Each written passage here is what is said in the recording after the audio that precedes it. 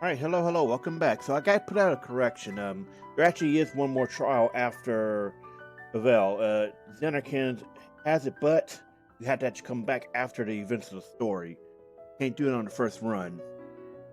So it is actually one that you can miss because, unlike the other ones, you can't do it while you're there for the first time. You have to come back for it after it resets at the story, then you're done. So anyway, we've done the off-screen grinding. At this point, considering Yuna's development, it takes a while to go through all these, and you're better off just going ahead after you get, I think, probably 10 spear levels, depending on how developed she was before this point. If you're actively using her, then you probably don't have to actually do that much catch-up.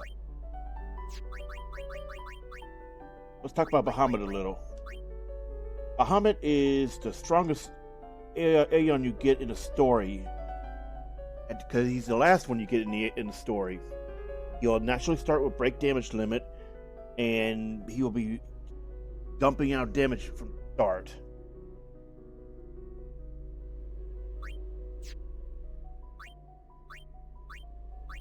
Okay, and he also starts with level 3 magic for the elements. So he's completely your strongest Aeon if you do not do the optionals. But if you do optionals, you'll get access to Yojimbo, the Magus sisters, Enema. So yeah, that is something to consider.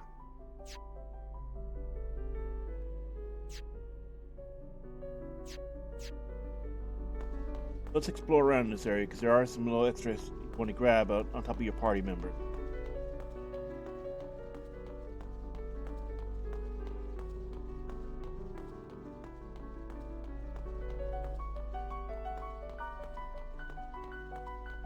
Here's Kamari, who's blending in like Drax. Yuna. No. Lulu and Oron are also in here.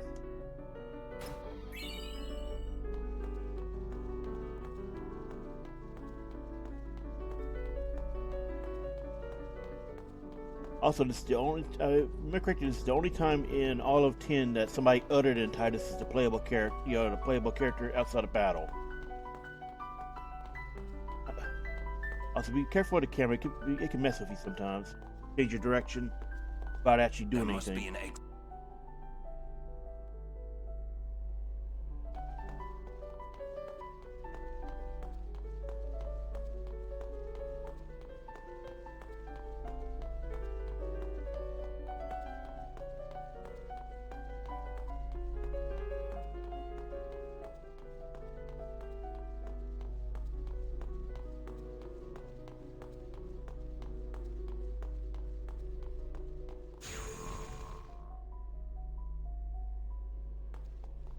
Need to do that in order to activate the portals. Once they're active, we can actually go to different areas. They're not quite active yet.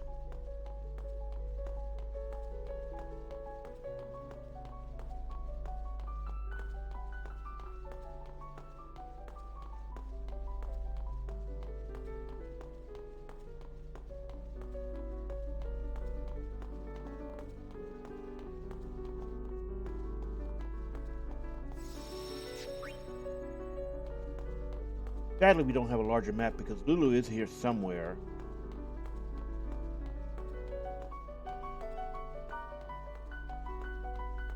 And the camera can very easily mess with you.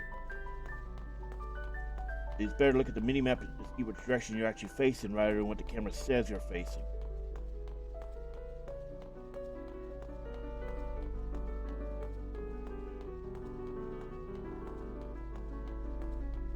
That is peculiar. We should have seen Lulu by now. It could be she's in the next area and I'm mixing it up.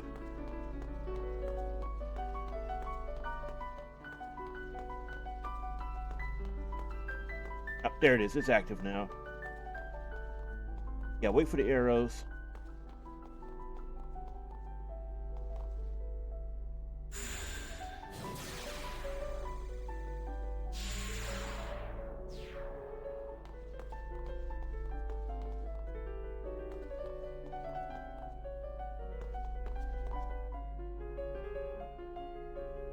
And if it goes to an area that you cannot access, it will do that.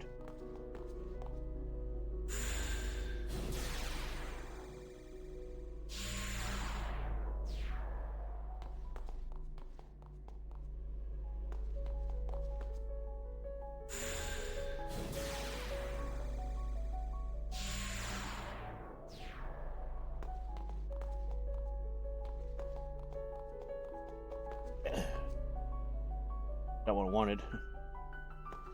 So it's the same problem with the Cloister of Trials. You gotta time it right. Trying to get close enough without tripping it.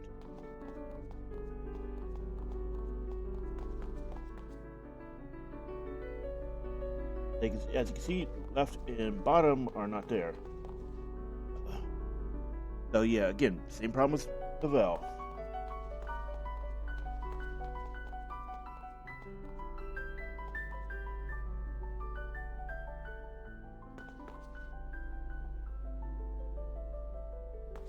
Now we know these. Nope. Oh yeah, we know those do not work. Those directions. So let's just get back. Up. See, there's Lulu. Hiding in the corner. Lulu, it's okay.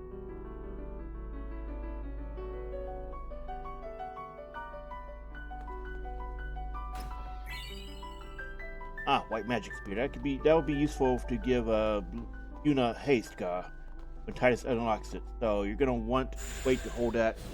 You wait to use that until he gets that. Then you have it on her, and you don't have to waste a turn on him anymore.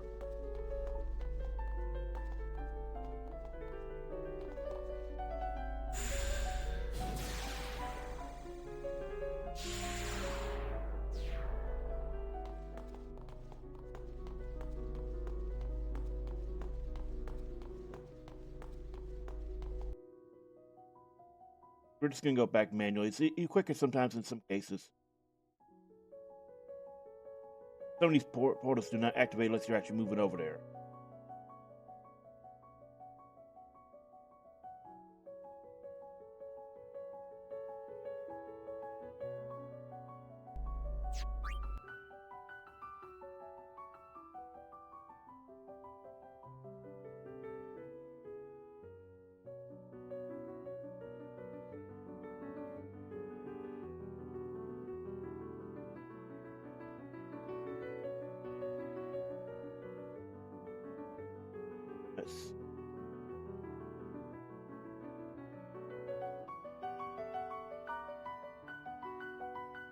These gates are in the way, so you have to ride a portal up to get over there. And yeah, it's not really worth it if you ask me, because it's like some bonus stuff, but at the same time, it's the portals, man. I don't like them.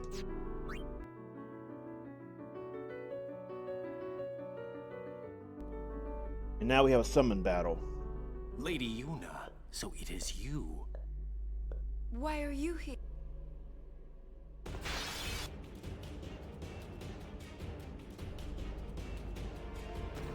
Your Aeons against...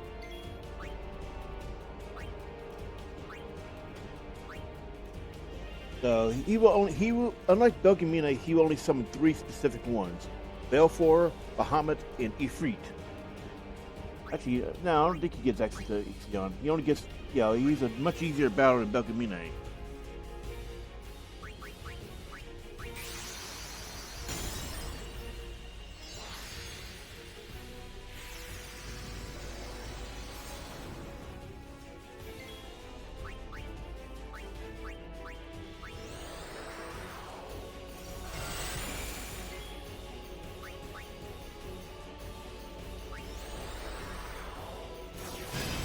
Also, I don't remember him being summoned in Overdrive.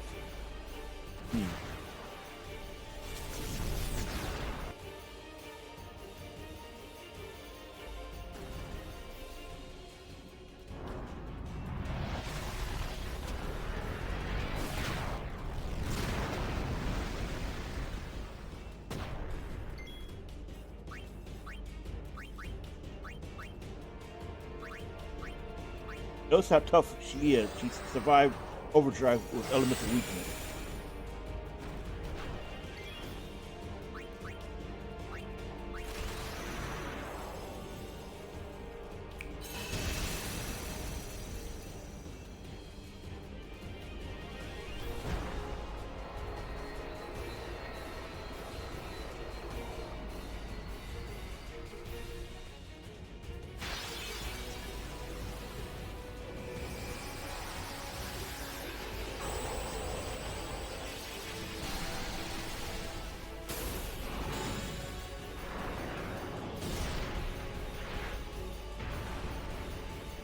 It's not over yet.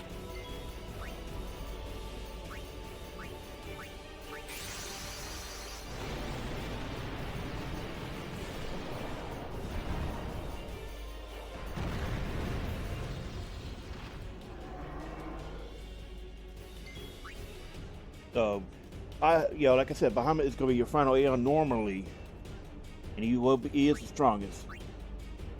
Outside of getting the option. Here's what you see why in a moment. Look.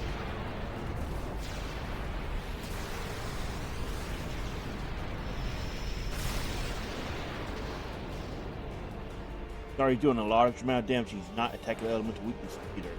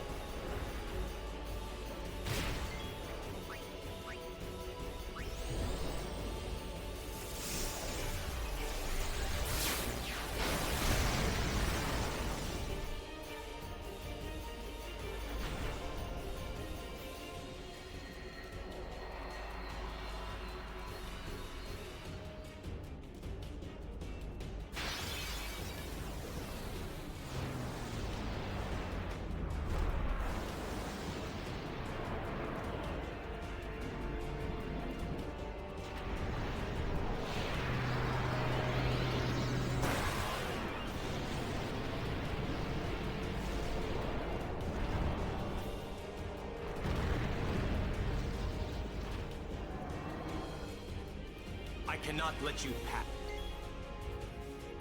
Okay, so Bahamut operates differently than the other Aeons, and this is also true of Belgemine in the Dark Bahamut fight. He will do a countdown at some point. That is his overdrive, where he does countdown to Mega Flare, and that resets the overdrive gauge. And if you have Bahamut out when he's called in, it forces a dismissal.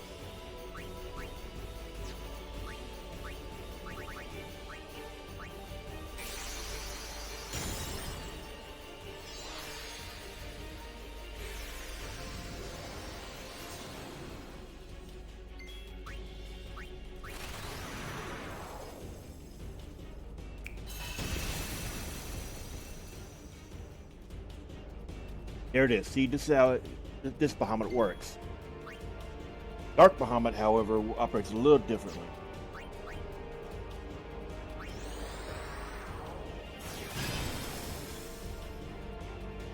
Notice he's already at half health. Actually, this is more hit point critical, isn't it?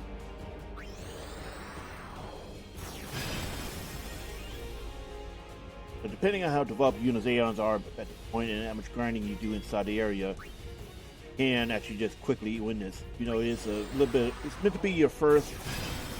Well, I'm also not sure if it was meant to be the first summon duo in the story or not, because again, you could have seen Belgemine twice by now. But if you didn't do, if you ignored her or just didn't talk to her, this would be your first one.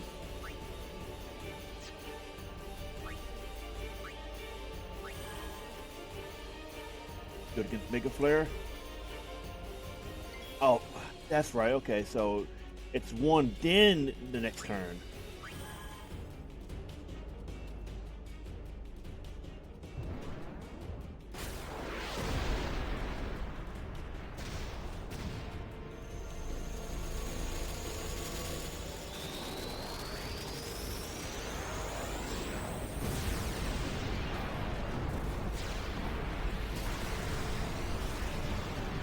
So let's talk about Bahamut's design as well. This is actually where you can start seeing where it started, going more towards, the humanoid dragon or the anthropomorphic dragon.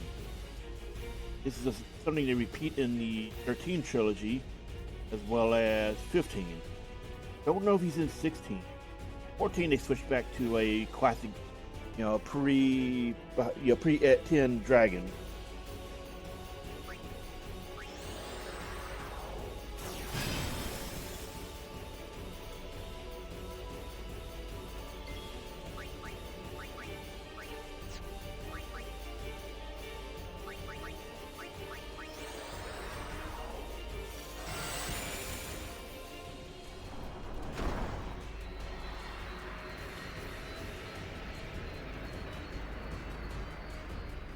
Also, if you have Grand Summon ready, Yuna's Overdrive ready as well as Shiva's Overdrive, you'll probably two-turn kill him.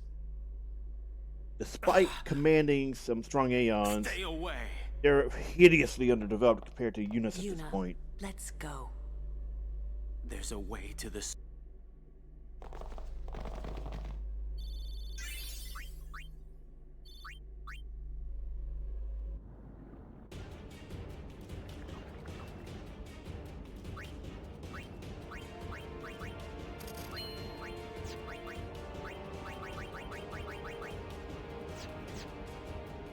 Never explained what this thing does, Like, there's a box here, and it's like, oh, intro or anything to explain it's, a shop. It's there.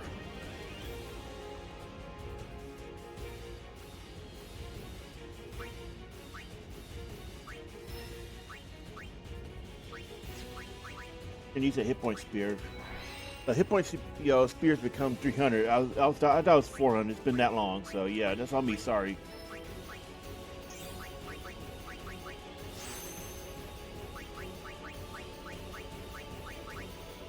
Also, a side note about farming with Yuna in there is you get a crumb amount of all the core stat spears. By that I mean power, speed, and ability. So if you're starved for some, just sitting there a while before guessing the story. Very, very easy to kill with Bahamut.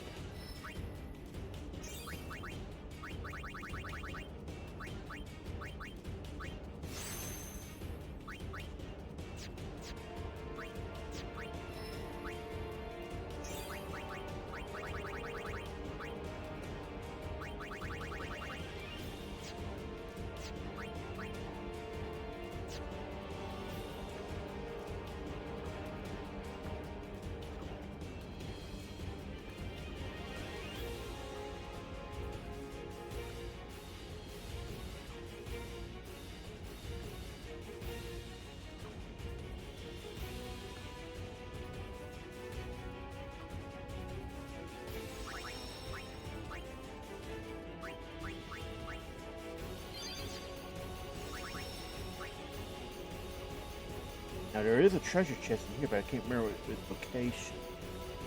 I don't think we've passed it. I'm talking about the one with the vendor, but there's supposed to be another one in here that has loot. Hard to see because there's a water filter.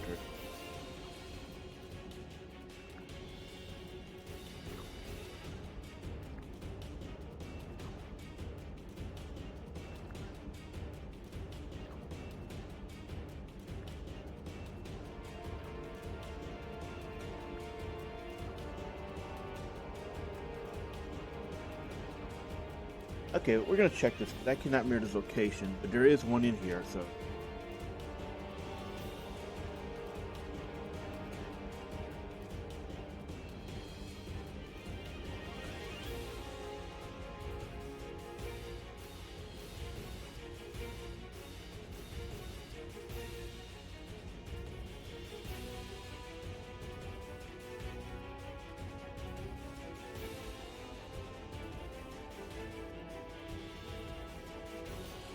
It's in the sewer area that's after. Cannot open the gates. I wasn't imagining.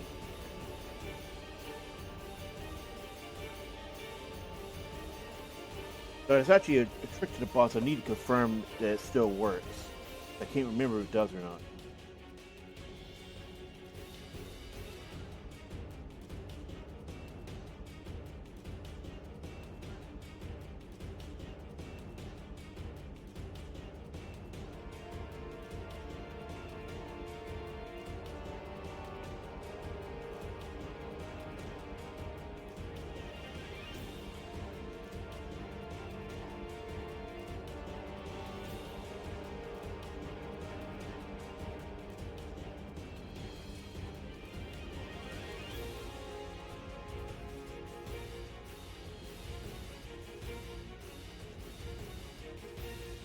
Yep, this trick still does work. Also, how you get the loot without having to worry about something.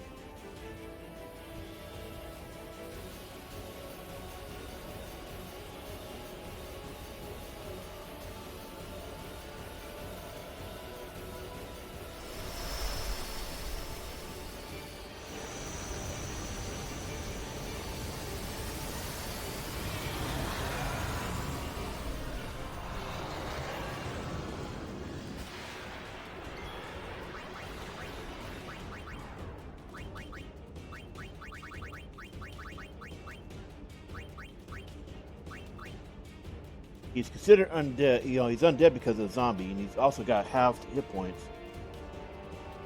And notice it says weak against healing effects. This includes Phoenix Downs and X Potion. Deep.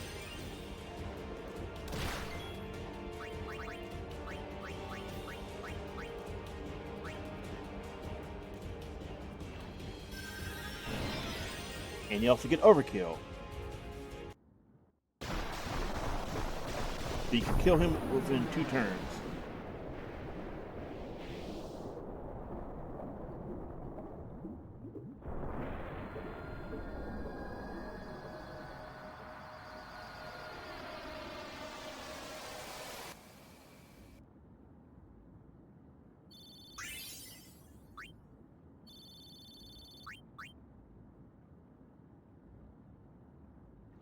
See, here's one item now.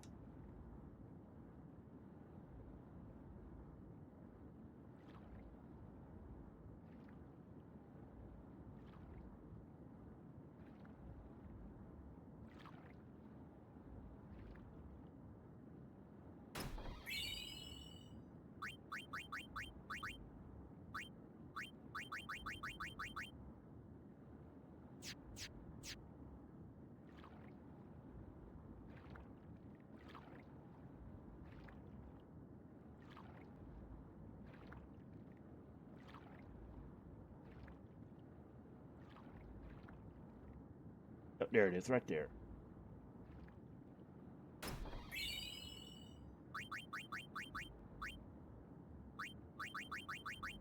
Sadly, they're kind of crap.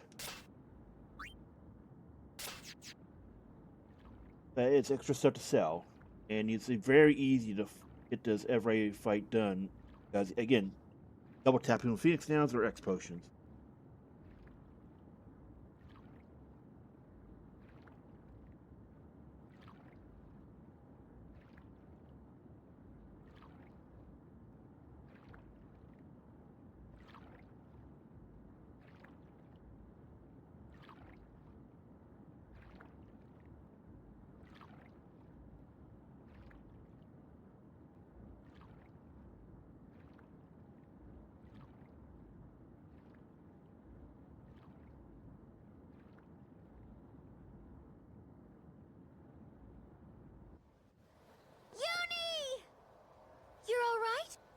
So worried.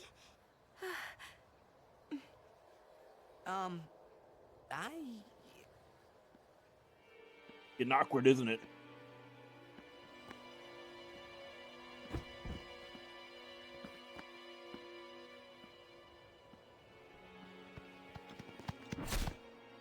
Also, notice the spear's like right through him.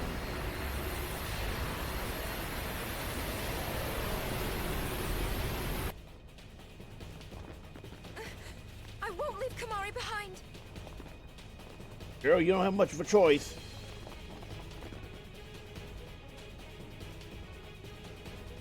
Now this is another level up spot if you feel like you're having trouble. Seymour Natus here actually is, I think it's the Natus form, either way. He actually is a little difficult for people who are, that had it easy a little bit later. I think he had it easy before now. This is where he starts actually changing things up. So we're going to say,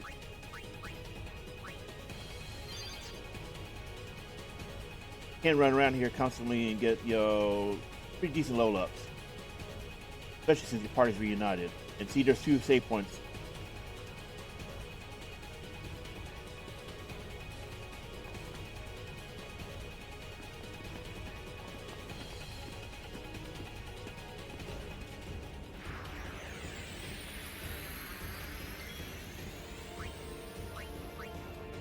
Now this is Seymour Natus. Okay.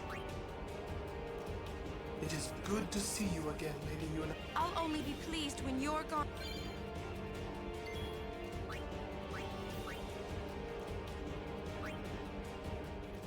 So, you too seek freedom from the... You talk too much, Seymour.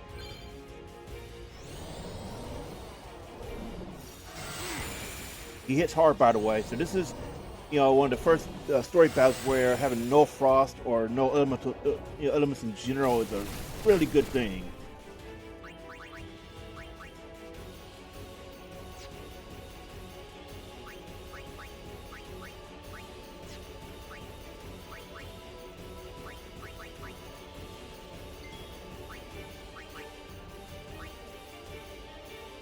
Although he was not the man I once knew, Keenock was still my friend, Seymour. You will pay for his death!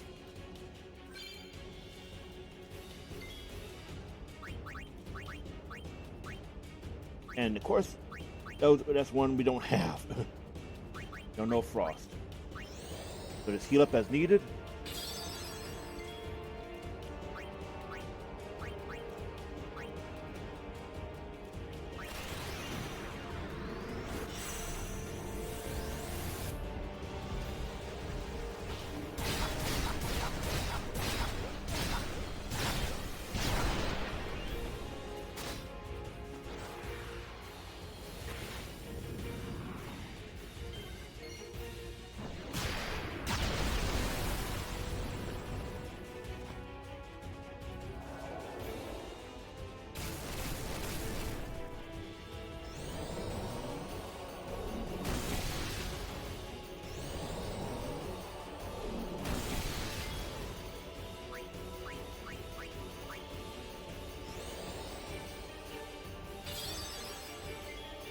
So as far as I know, he would never cast, the same multi-spell on Squire. He would never cast multi-spells on the same target on turn.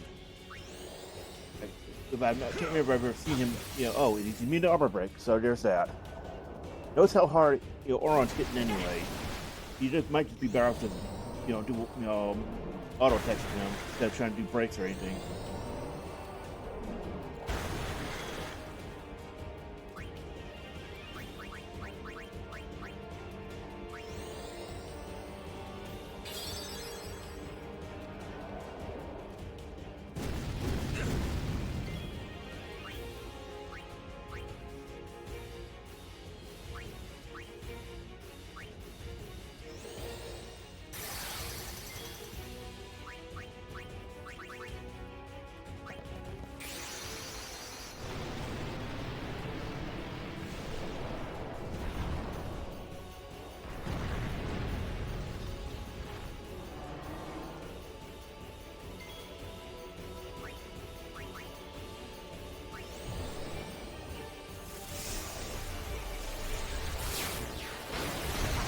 Careful about using summons against him after the second you encounter.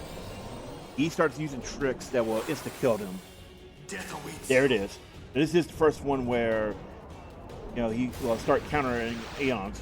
So if you summon an Aeon, use it to either dodge a nasty attack or to overdrive immediately.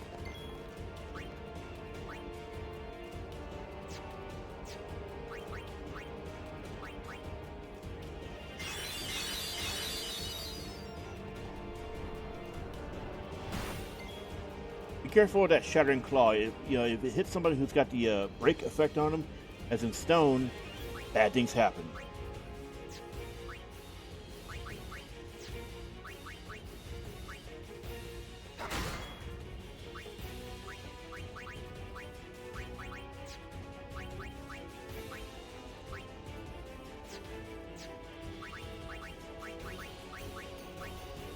We're about to do fire, aren't we? Go ahead and pop that. Aside from using Aeons for quick, damage or shielding, would be best start keeping your elemental immunities up.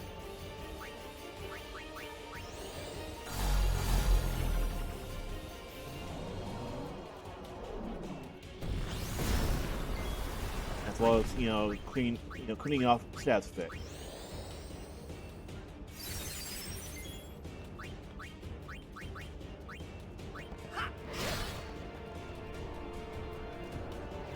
See what I mean? If either one of them had, stone on, that would have been bad.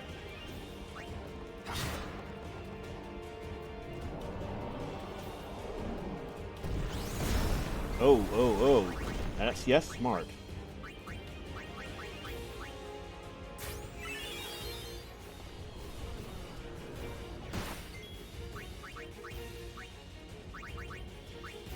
Stoning again because we want to get that effect off. We don't have to spell yet.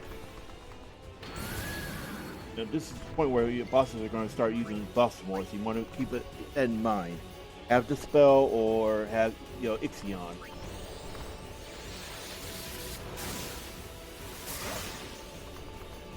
Death awaits.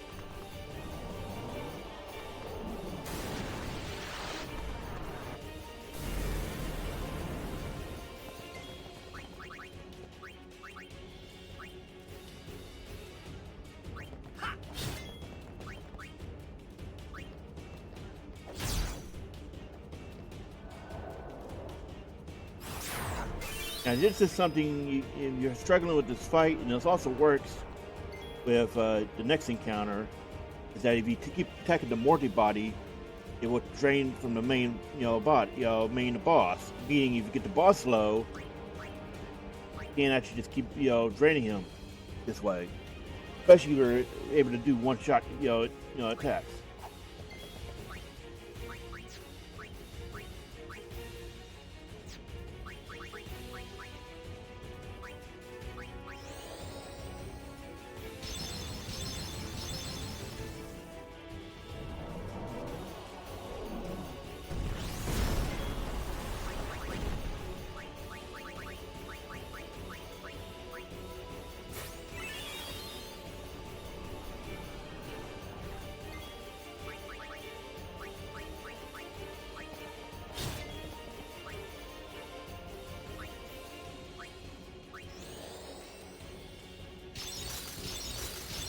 Sure which order he's going.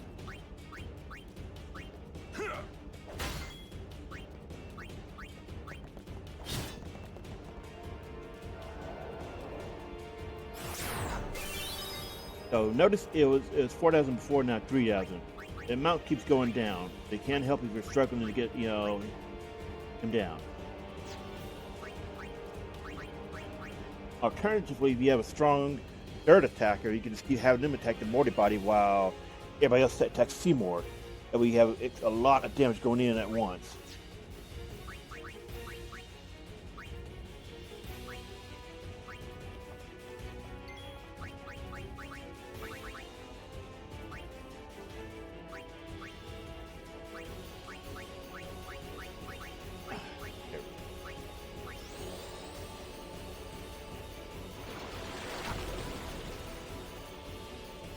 This is one of the few instances that a boss is, vulnerable to poison.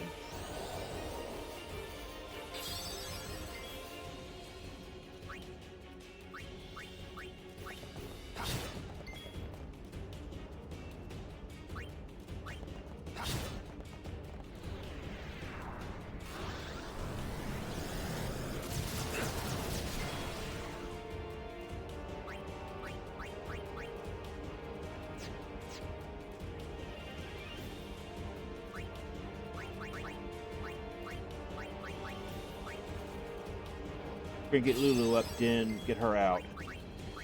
Swap her back for Yuna.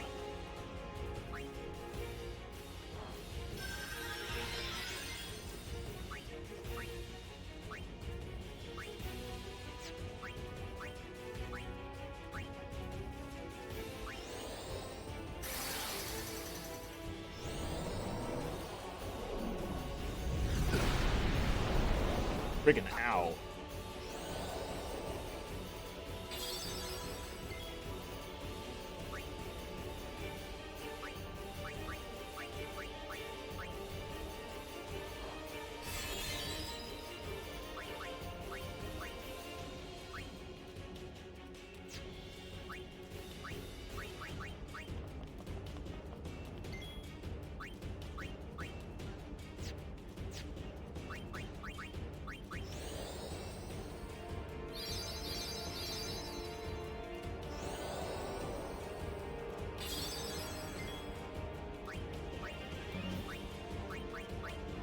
Don't get too comfortable there, Seymour.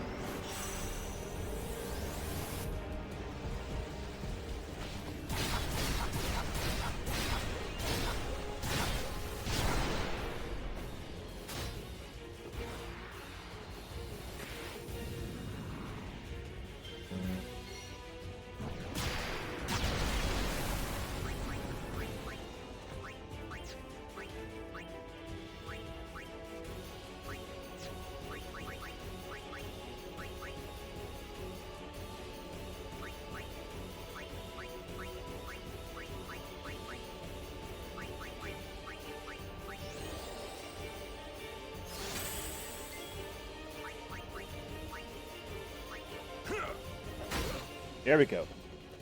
So he's actually a really easy version of Seymour.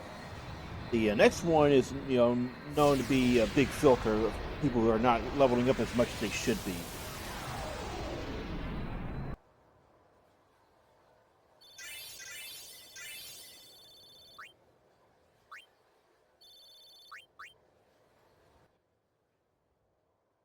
We escaped with However, our you skins won't see intact, the next one but Yuna lost for something. a few hours, depending on I could how already tell much you her do faith was side shaken. content at this point. Yevon had You betrayed go her. straight to the next I area. felt like I should It's do less than an or hour before say you see the next something, one. anything, but nothing came.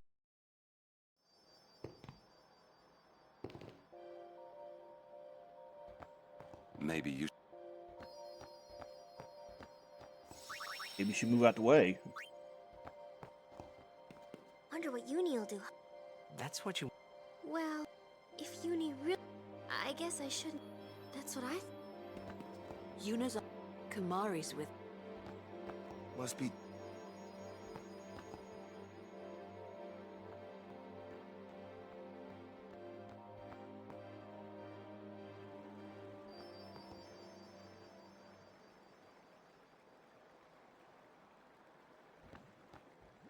Now this is probably the most iconic scene in all of Final Fantasy X.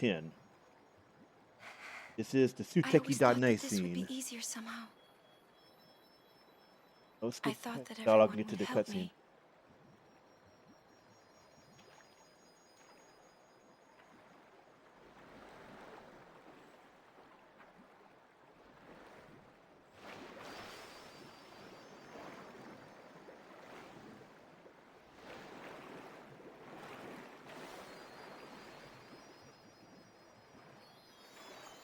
Okay, we're getting close to the actual FMV start. Hey, Xanarkin! Or not. Let's go to Xanarkin!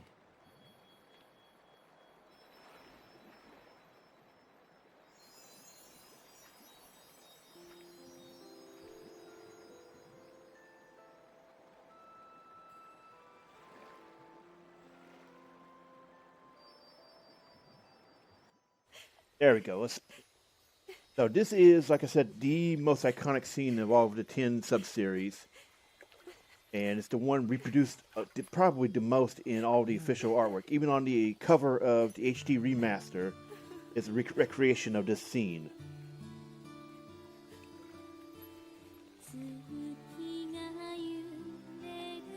And it was really showing off to all the new technology of the PS2, what Square could do with it. Motion capping, models updating on the fly, and the power of the early PS2.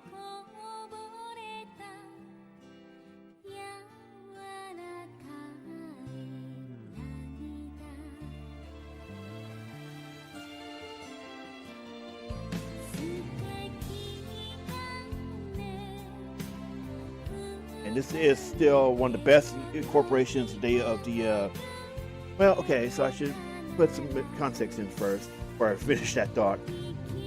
Back in Final Fantasy VIII, Square started experimenting with the idea of putting out vocal themes for each game, and this is what they should have.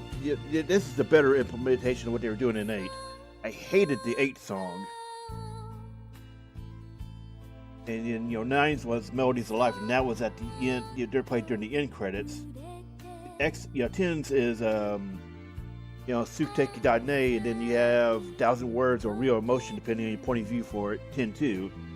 I don't know 11's. 11's changes with each expansion, just like 14, I think.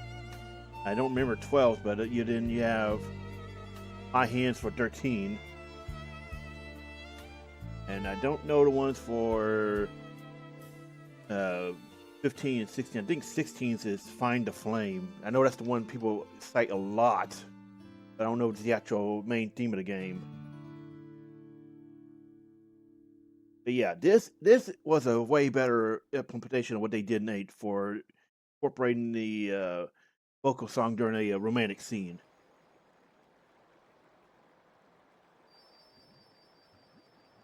I'll continue. I must.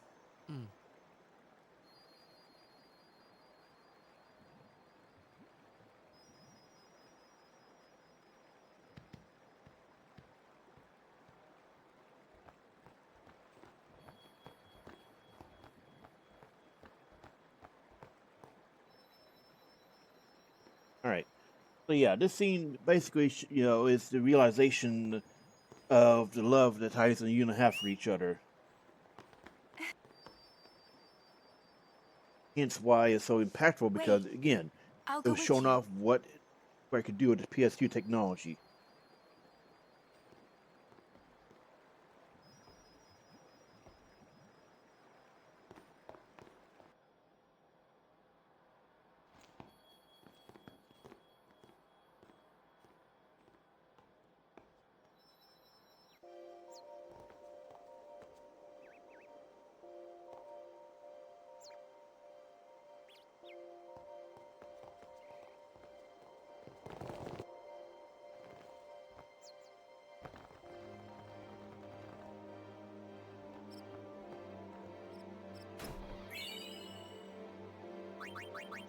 Let's see.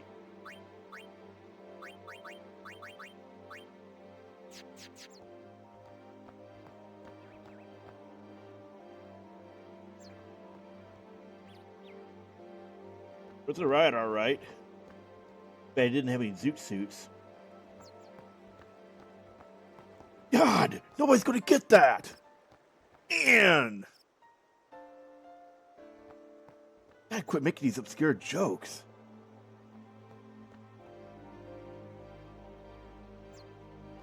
Bevelle gets locked off for the rest of the story, or at least until you get access to the airship, and even then I don't think you're able to actually go back.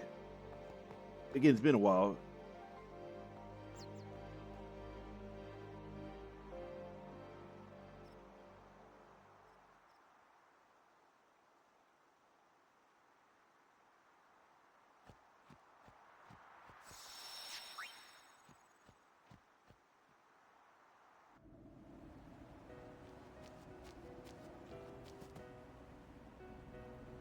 All right, so here comes the big, this is where the game opens up for the most part.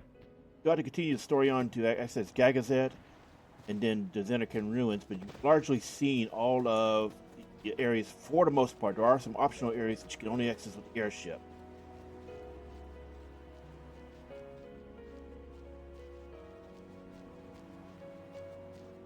Note what it looks like over here. This is a Chocobo feather. We may have seen one all the way back in the Mihin High Road, and it indicated something that can only be accessed through Chocobo, so we need to get a Chocobo.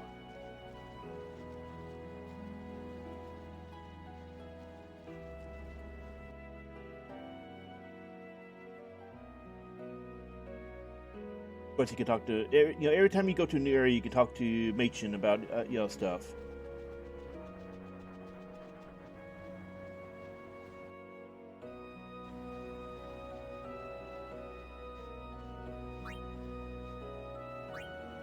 You may not have the ability to get some of these, but these are one of the earliest opportunities to buy force items. However, these items will have stats in them, meaning they're limited in whether or not you can actually do anything with making money and all that.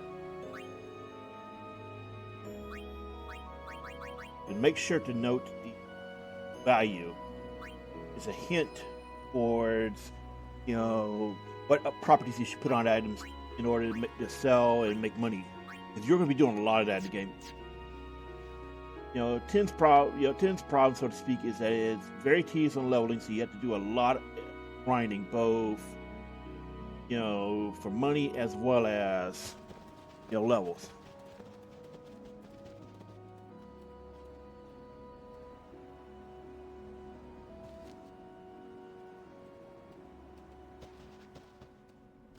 Father Zook.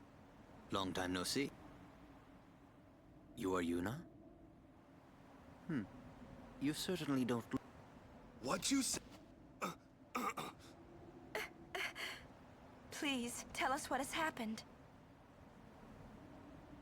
Maester Micah just...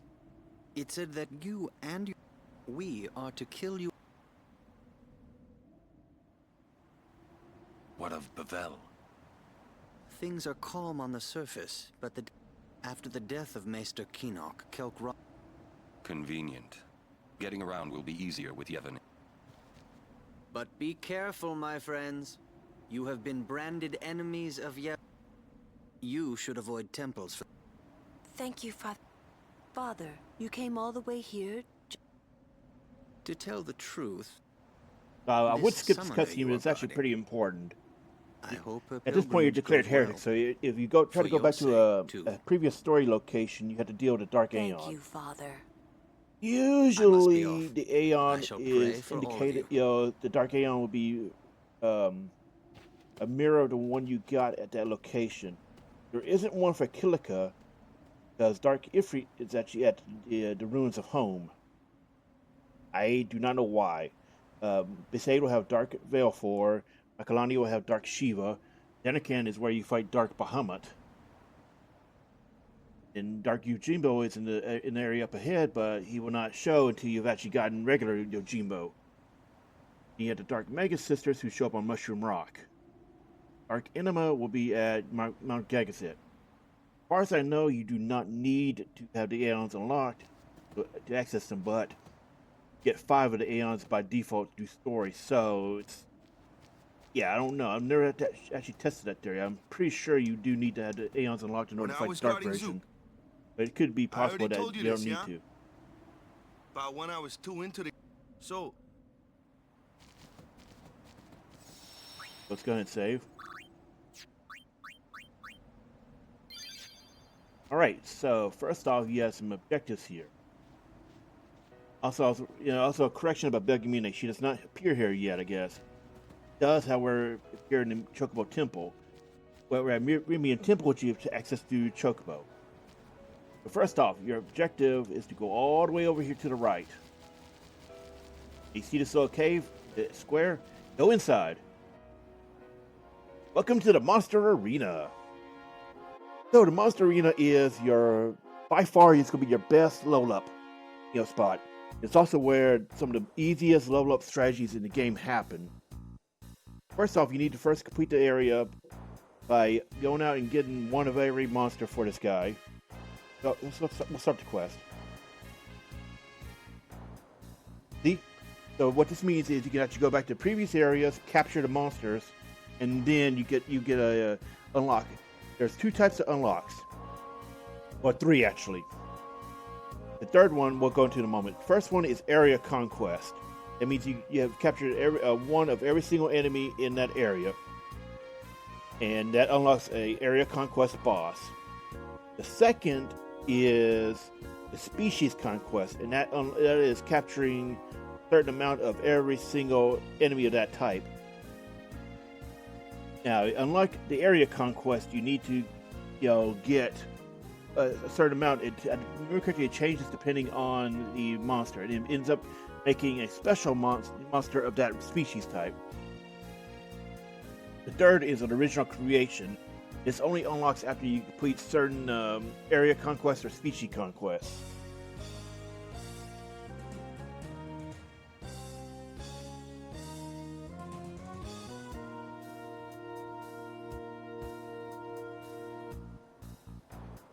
Now, this allows you to do stuff like fighting certain monsters that drop a lot of items by default. If you overkill them with, say, a speed distiller, that means you get 99 spears.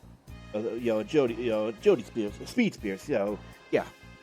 This is actually how you get certain items in bulk without going out and grinding for hours in this one area, hoping you get that enemy over and over.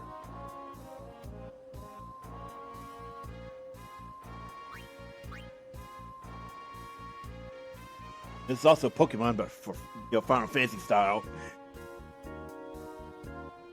And this is something you need to be aware of. You have to use that the last hit.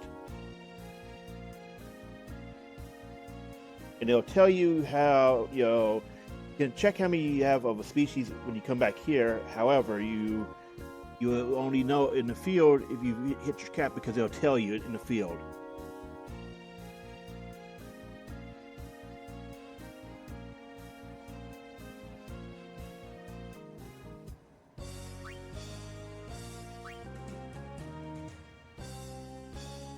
Now, this is something you need to consider.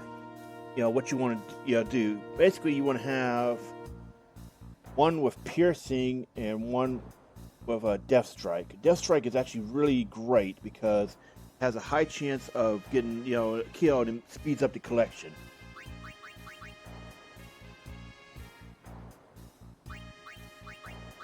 I would suggest, getting one for Oron and one for Titus.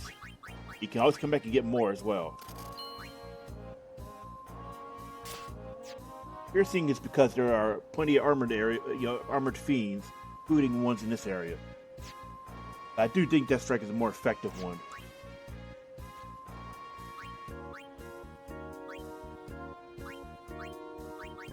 I don't think we have the materials for Death Strike right now.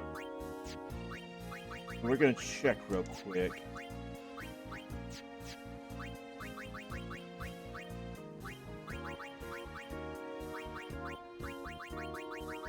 Yeah, it doesn't look like it, unfortunately.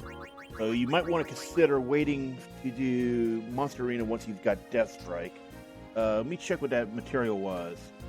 I think it's Far Plane Winds, and we don't have access to those right now.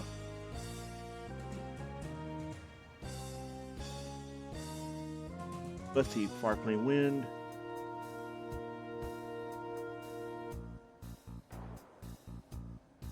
Oh, that's actually Death Proof. Okay.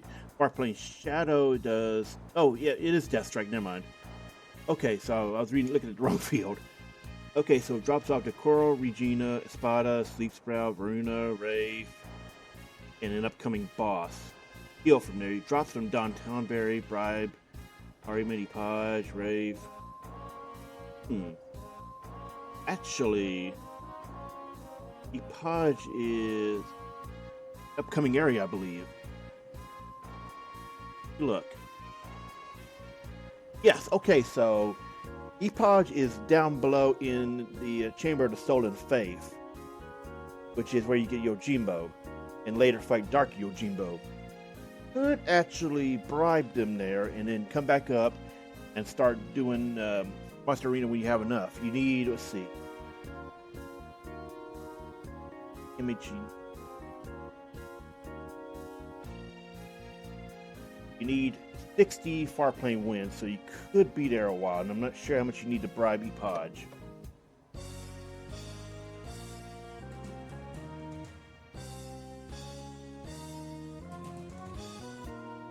Oh, wow.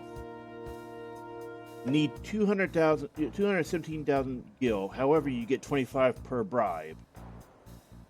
So if you somehow have a crazy gil scheme, you could get away with that.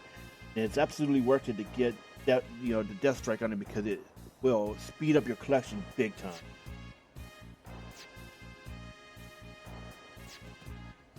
So let's pause this. Need to check and see what the other ones were. It may actually be a quicker way that I don't remember.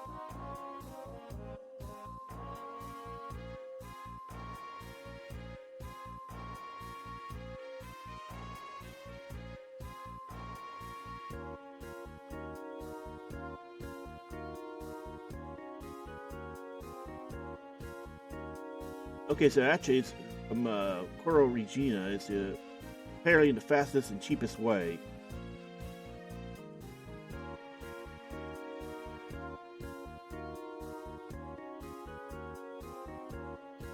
The Wraiths only show up in the Omega Ruins as well as in the Inside Sin. So in order to access Coral Regina, you had to capture all fiends on Mushroom Rock. And I am like 90% sure if you go all the way back somehow right now, you do have to deal with the Dark Magus Sister. In the original Final Fantasy X, this was not a problem because the Dark Aeons did not exist outside of the international version, what North America did not get until the HD Remaster.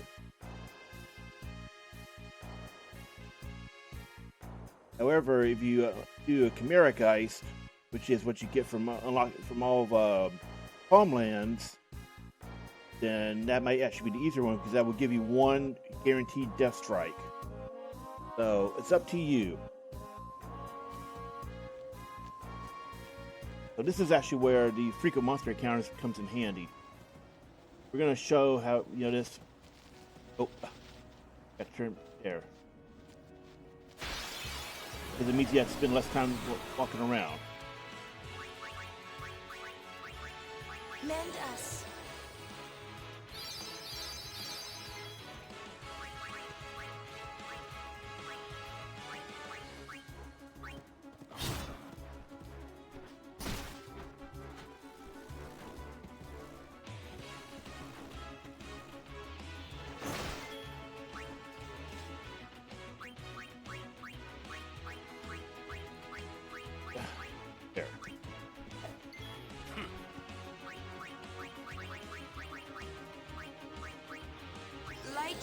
strong.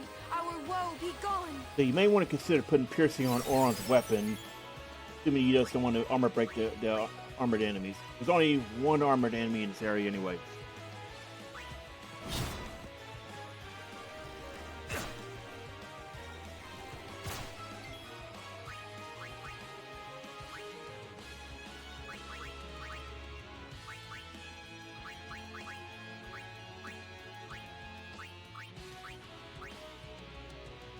Aid us. You also may want to consider looking for a scan item or something to put sensor on.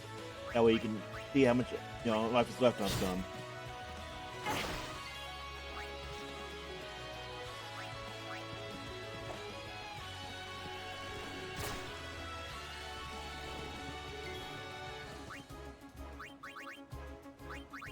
And I can't state it enough.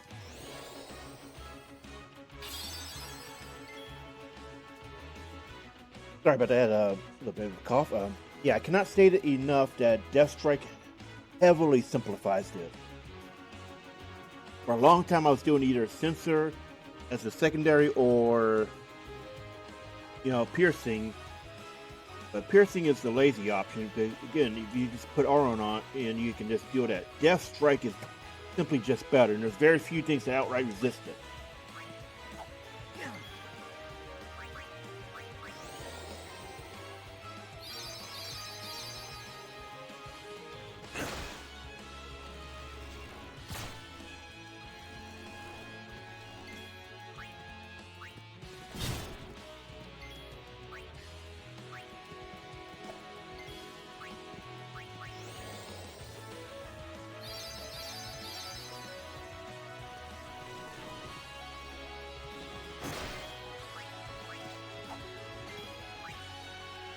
So until you get your accuracy up, you're going to be having trouble hitting the flyers. It's okay though.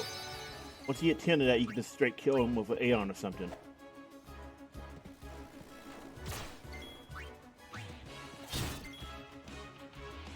Alternatively, you put a Waka in and use, aim. Or you can start using Waka as part of the capture parties.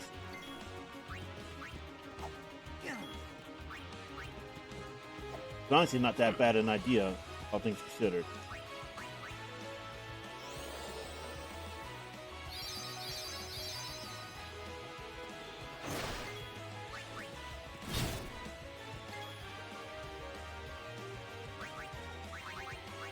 Just quickly fry them.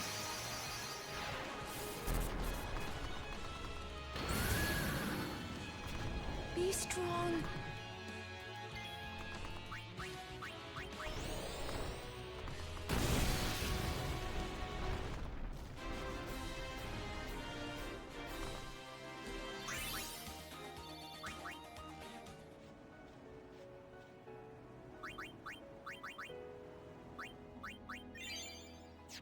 Now remember, some of the bigger ones are going to be out elsewhere. Which means, unfortunately, you got to fight Marlboros.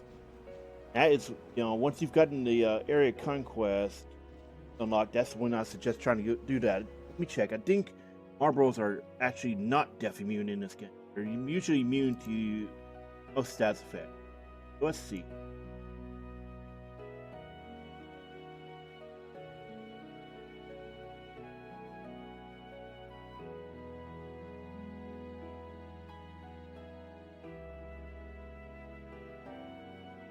Oh, yeah, they are immune to... Okay, they're immune to everything except Doom and Zamato. Zamato is a different thing that's calculated.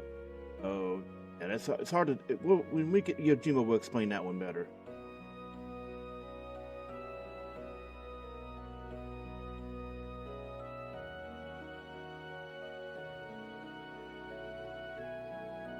So yeah, you're going to have to kind of use... with Marlboros, use Aeons. Just smack them down to hit point critical, and then Titus or Auron to get them out. So let's do another one. Another battle. Oh, shit. We'll get through this. I was not expecting to miss early. This is like a very rare spawn around here. Okay, so yeah, we gotta do our strategy now. Remember, knock them to hit point critical, because you need to have the one auto away. Otherwise, you're in for a bad time. Please. You notice how many hit points they're also weak against fire. You can use Ifrit and Overdrive to do some serious damage early on.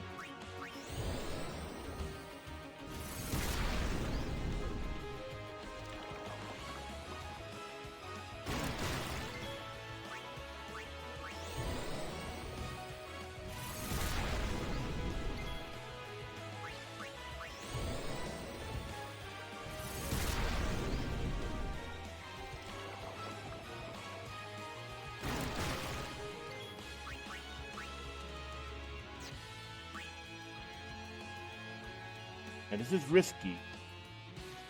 So, this is basically what we're doing. Aeon Shield Strap. Using him to do damage and ignore bad breath if it pops.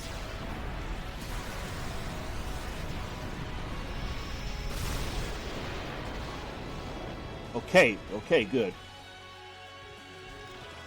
Gonna kill Bahamut, but it's fine.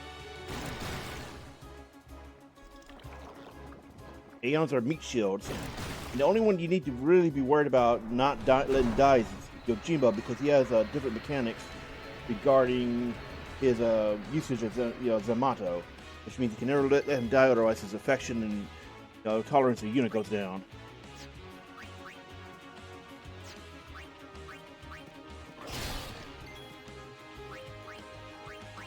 Your pain shall be twofold.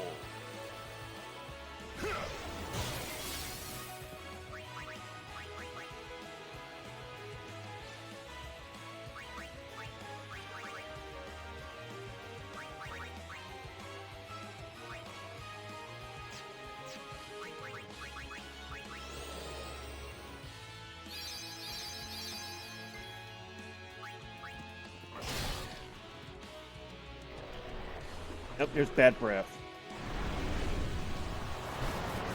Ooh.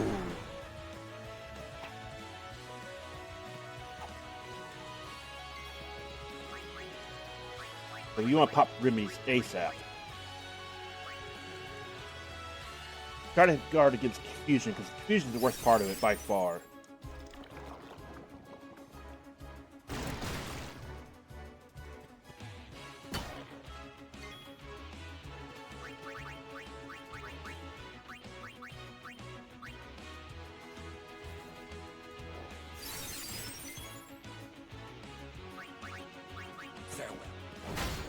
So that is by far going to be the hardest one here, in the column lands to get. And we just got it relatively painless. Trust me, that's painless. Those guys are usually, they're little mini raid bosses at this point in the game, because it's very unlikely you're going to know where to get your stuff, because they're easier to deal with if you have Confusion Ward, as well as anti-blind. But they can become much easier when you've gotten up to the point where you're doing, 9,000 damage on autos, and can just keep, cave-manning them until they're captured. Let's go back and save. I do not want to lose that. We're gonna go back and get the autosave at least.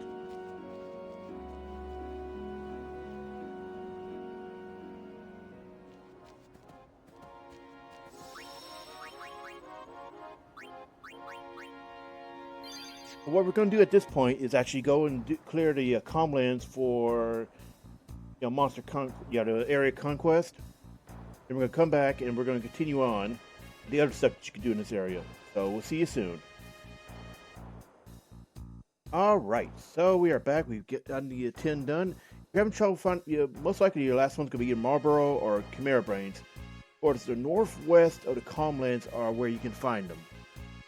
They reliably spawn there. We got very lucky with that Marlborough spawn. So we got that one out of the way, but those Chimera Brains are hard to find.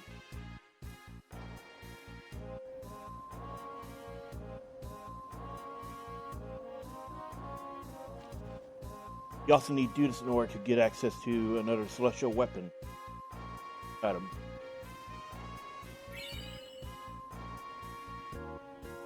First fight's always free. If you know what it is in advance, you can take it, then go for it. Otherwise, well, let's see. I'll show you. Don't worry about losing here. fights in the monster arena are not to the death. You do not get game overs if you lose them.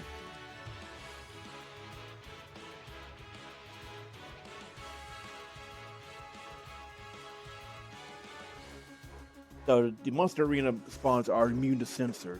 This is something to be aware of.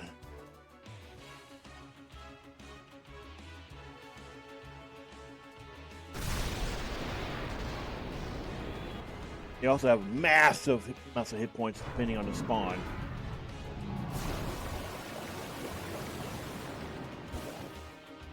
And they hit very hard. So they're most likely going to two-tap you.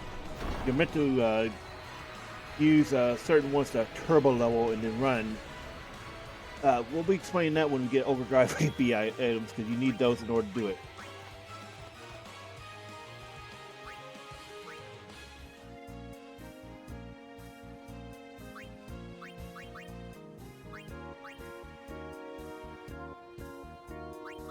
So these, these are unknowns. They remain unknown till you've accessed the area at least once. So it's, Mount Gagazet, Xenarcan Ruins, Inside Sin, and the Omega Ruins. You have Species Conquest here, and then Original Creation. And it tells you, which, monsters. But rather, it's going to tell you how many monsters are in each area. They say it only has the 3: the Flan, Fire, and the Wolf. You cannot access, these areas, everything except, Macalania and maybe Thunder Plains. You cannot access, these until you get airship, or these up here. You could, in theory, go all the way back to Macalania, then due to the Thunder Plains. The Beacon L you cannot access until airship. Golden Fayth is actually right around here.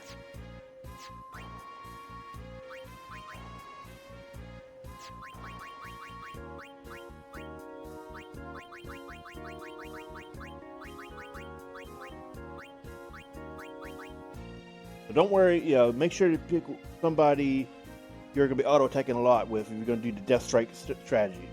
I honestly, I would suggest putting it on him. Piercing is the only other option.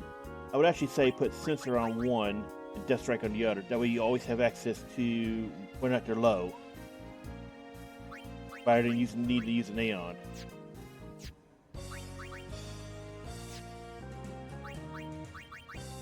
Under page of units weapons, so we're gonna put Death Strike on there.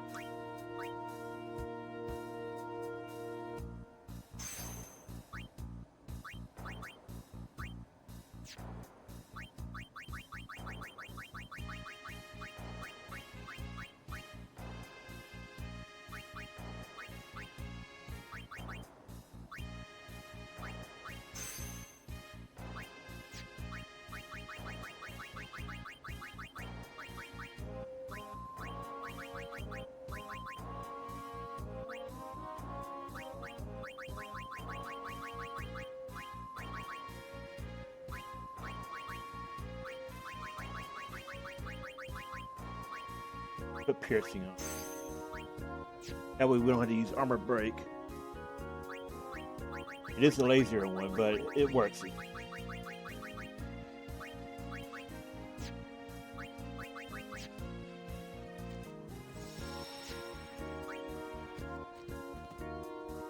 you need a cloudy mirror.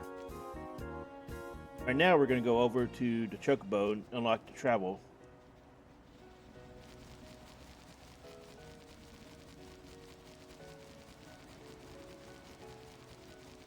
All the way over here.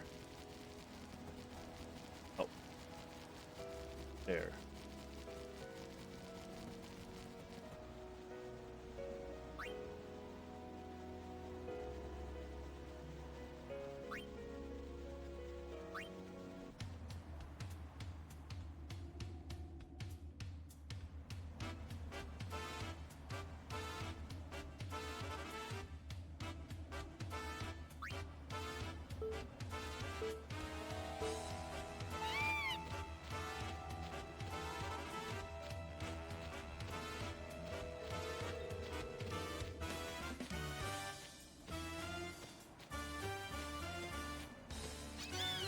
Damn.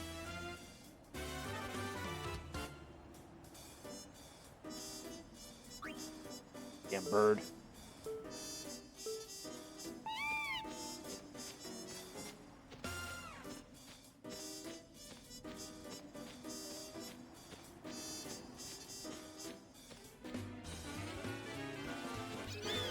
Barely. Jesus. And this is early foreshadowing about how absolutely horrible Chocobo training is in 10. It's infamous by far for being the absolute worst iteration of the Chocobo minigames.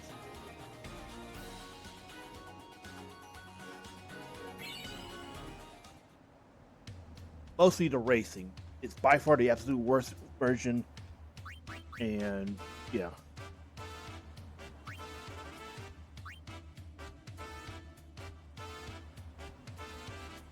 We're not going full on because we don't need the celestial weapon right now. Mostly doing this in order to get access to, the transport, because you need that in order to access Remiem Temple.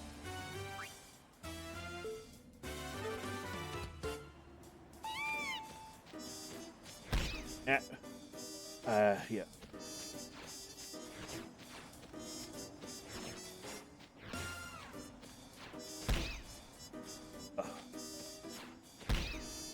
Yeah, so it stun locks you. And you can hit at the very end, costing you. It's a very annoying hassle.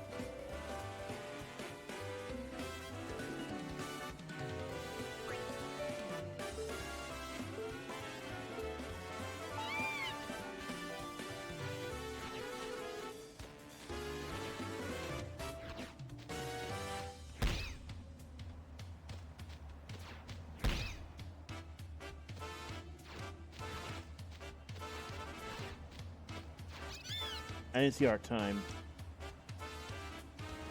Jeez, man. It's very strict on the times you need.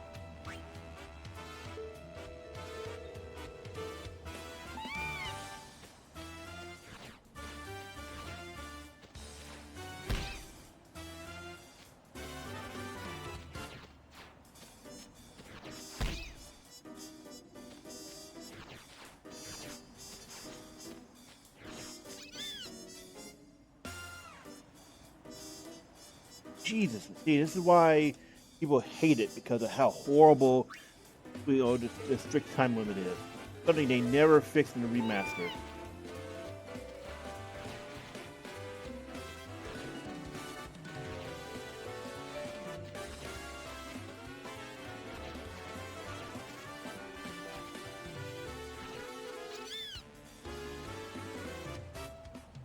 Yeah, it's amazing how 3 seconds of stun locking changed things.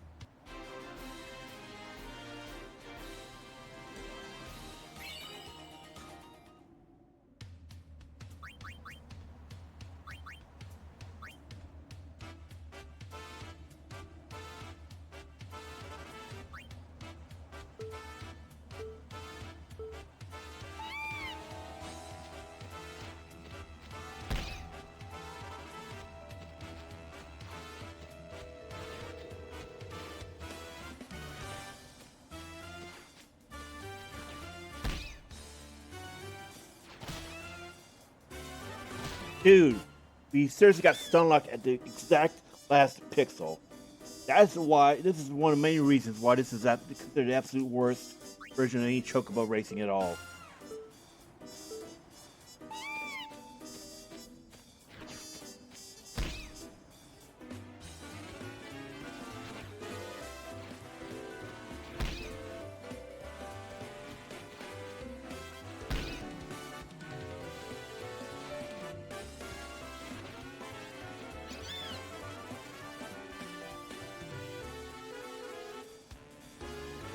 Jesus, dude, like, yeah.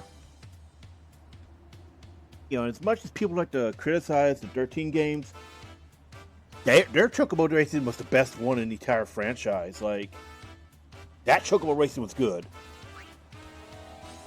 It wasn't oppressive.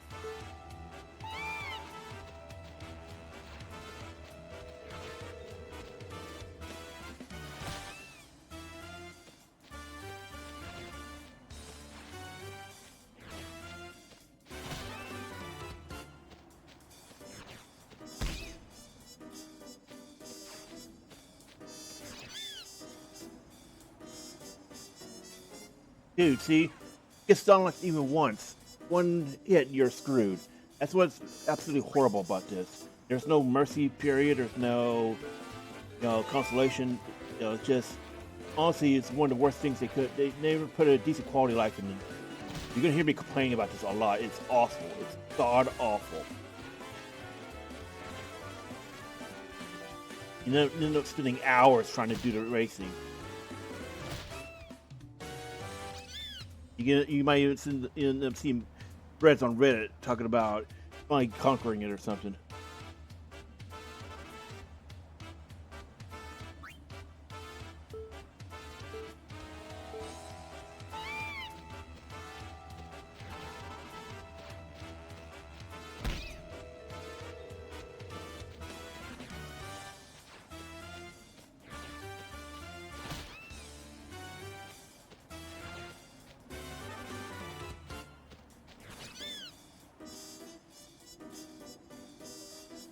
Jesus.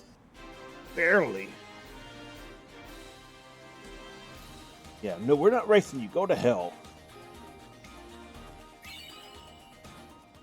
You already achieved what we wanted.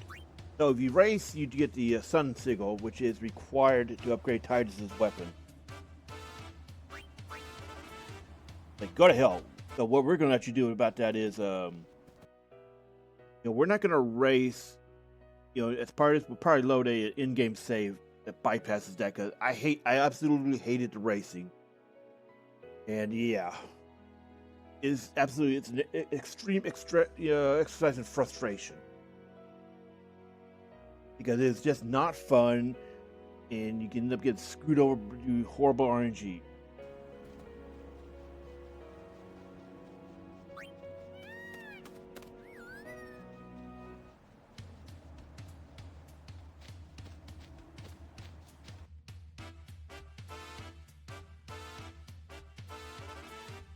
All the way back to the entrance.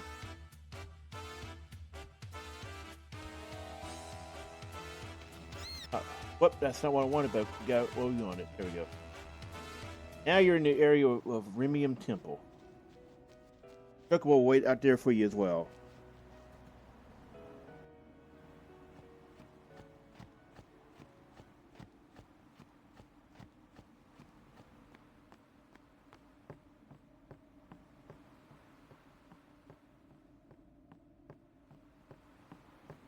Is a racing location, but I don't know why it discounted us. I did not do that.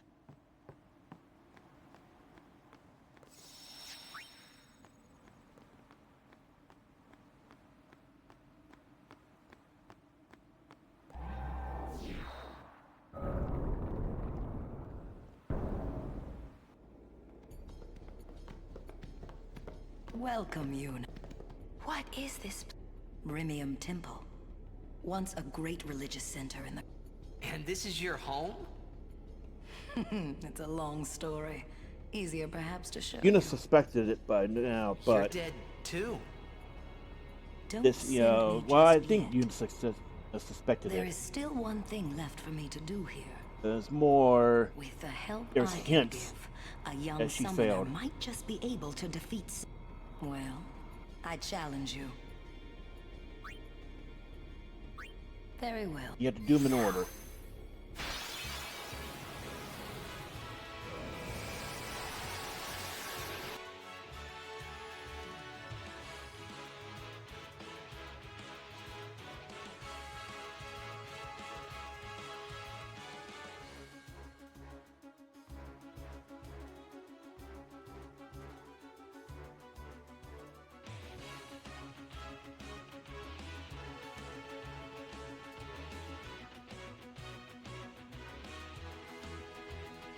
Notice they are much sturdier than Isaru's.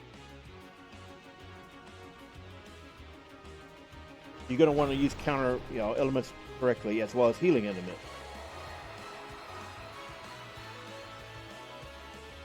Stop. That is enough. And she'll heal them up each time. Ah, you... Take this. And this is what you need to do. You need to come back here and beat her for the Aeon soul. This allows you to directly increase stats.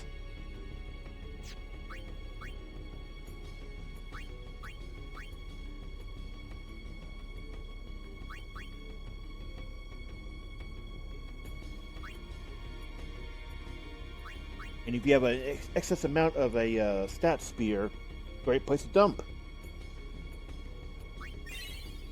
Especially since you're in the mid and late game part, so you're going to be doing a lot of farming. You're going to be hitting that 99 cap constantly. You've got... Very well. Now.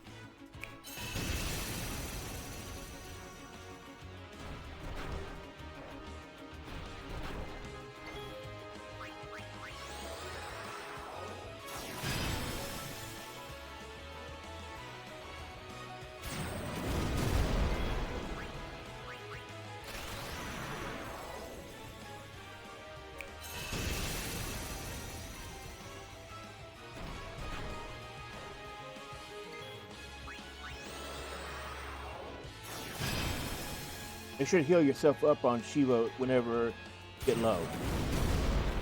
Like now.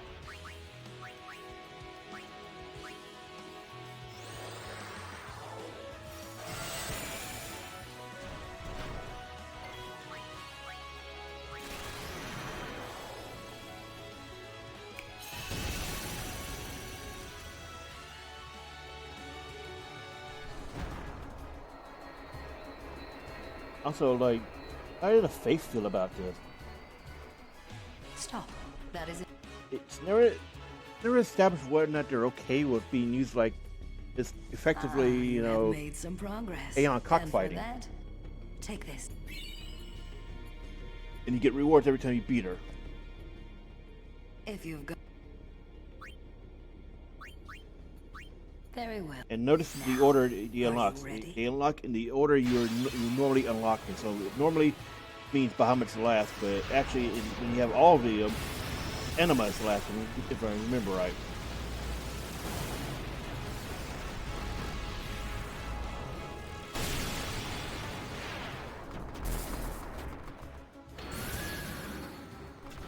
Choose your Aeon well, son. Then Big Daddy Bahamut in.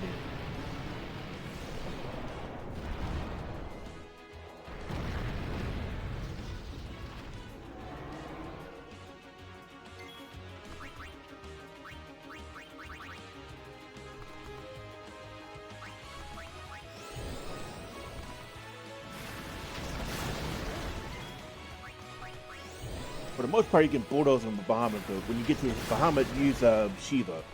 Or if you're doing this after getting access to Enema and others, use them instead.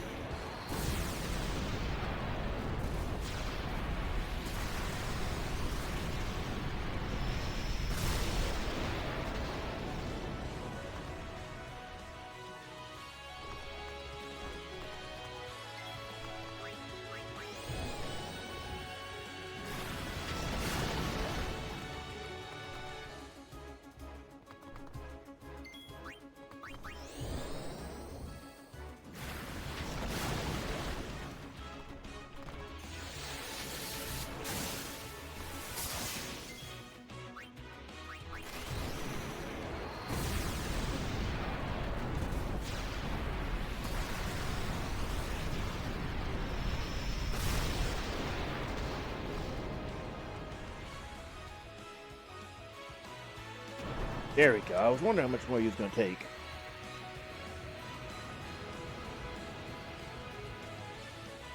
Stop.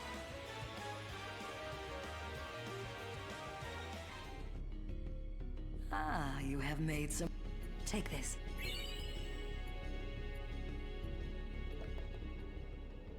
I will be the judge of your Aeons. Very well. Now.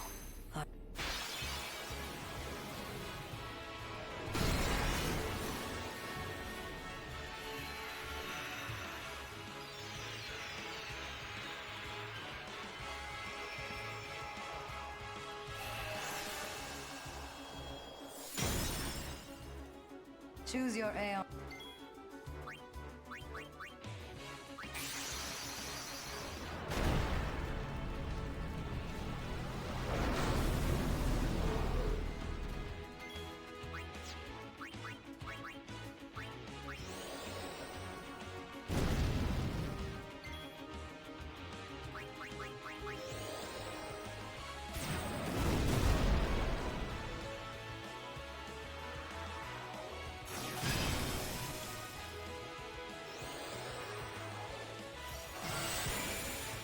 Friggin' owl.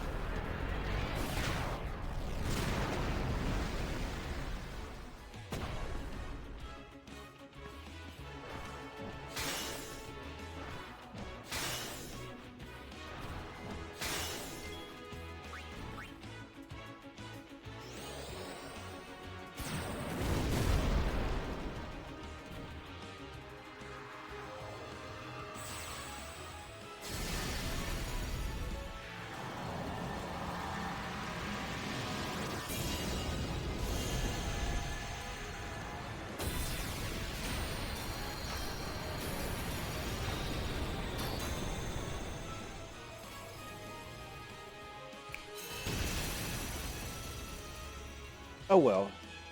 I think she's actually better to go for critical, so we just summon Bahamut or something.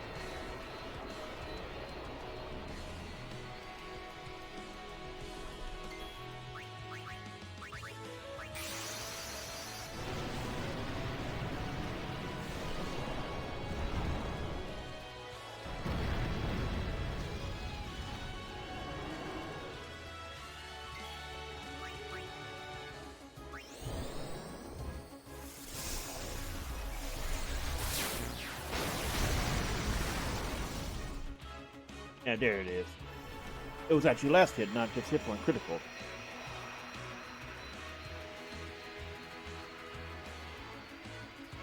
Stop.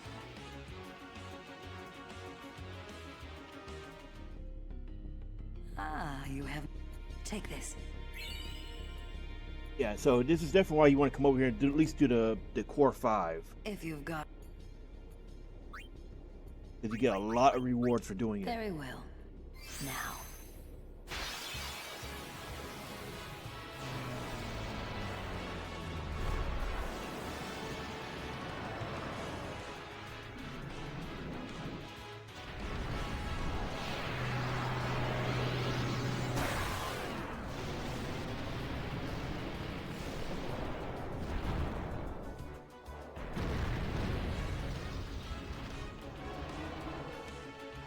Choose your Aeon.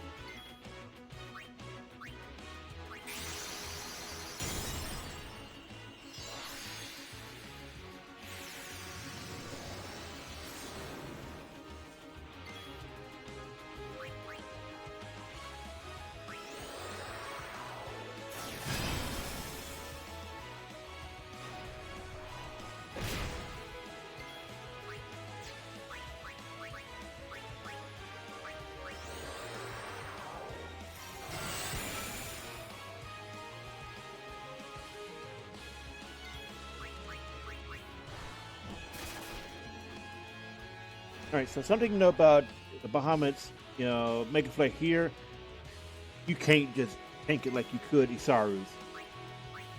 But his was a joke. This one will mess you up.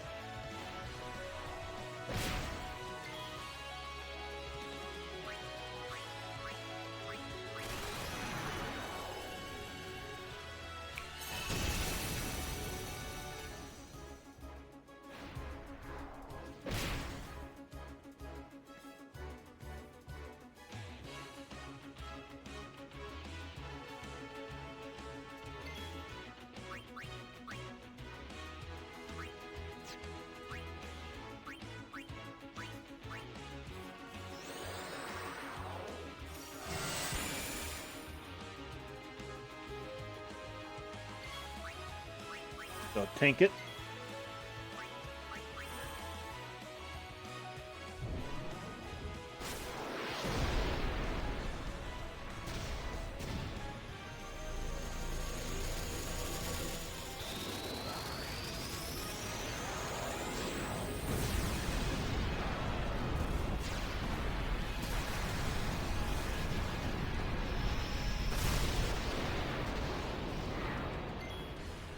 Yeah.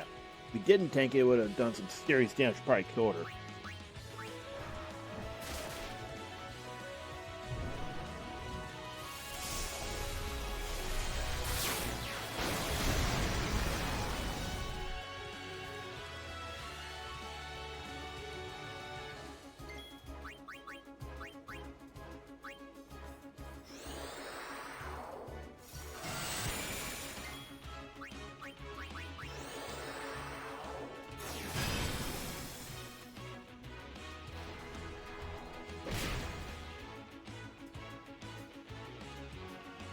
Alright, one more overdrive should finish it.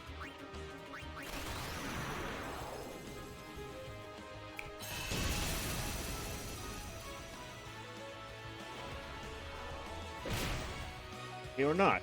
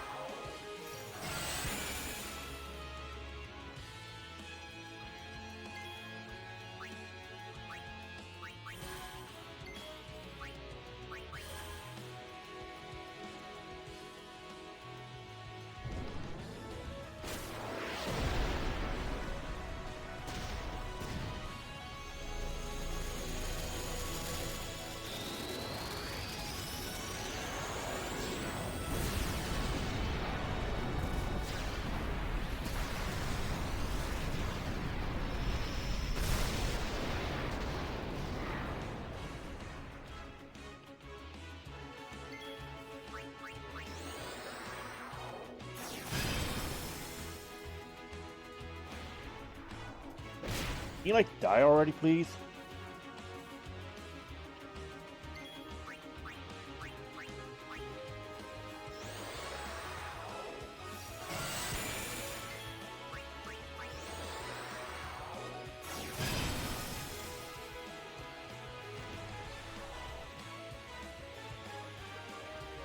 He's been hit point critical for the last 3 minutes.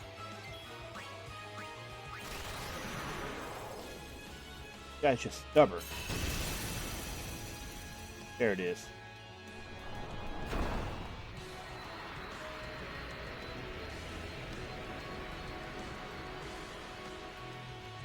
Stop.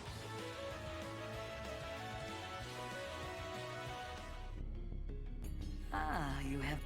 Take this. And this is a key item required to access the Maggot Sisters.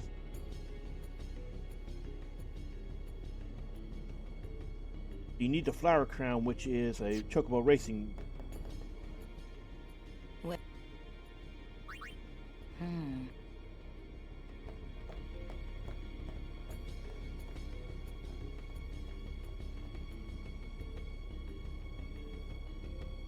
That is the Chamber of Fayth for them. Can't access it until you have the crown. By what I mean by Chocobo racing is, here you get access to it, but I think we missed something somewhere. We should have been able to bring the Chocobo in order to do it here.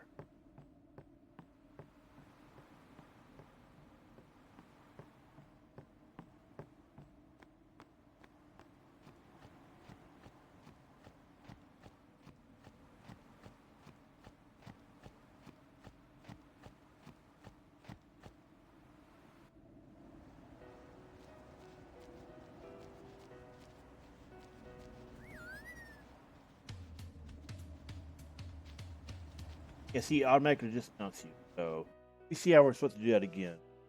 Because you're supposed to be able to bring them in there, but probably something we missed somewhere in it.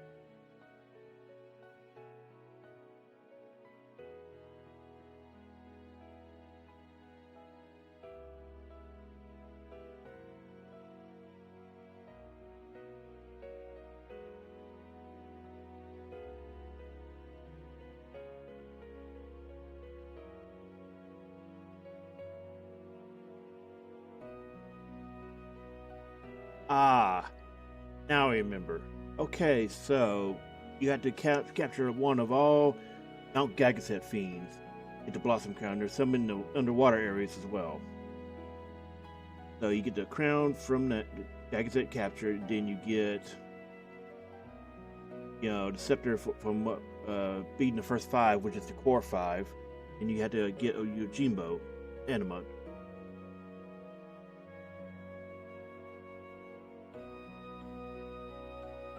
And when you get done with that, you get the moon sigil, which fully, which since we already had the moon crest, will fully upgrade Yuna's weapon. Oh, okay, I remember now. The Chocobo challenge is actually something else entirely, but it's for the cloudy mirror. You have to do it one time in order to get the mirror. Then the prizes are the chests along the way.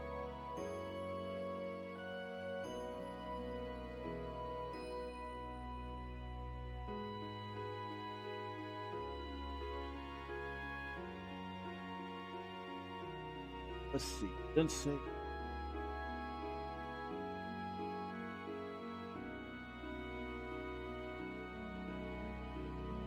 Oh, whatever. Go back in and check, because you do want to pick up the cloudy mirror here. You need it in order to get access to the celestial weapons. I do want to show how to pick up the weapons.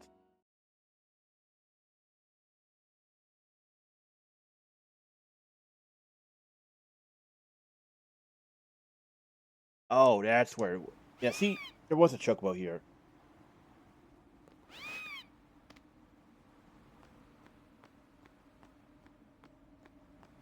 That might be the rival.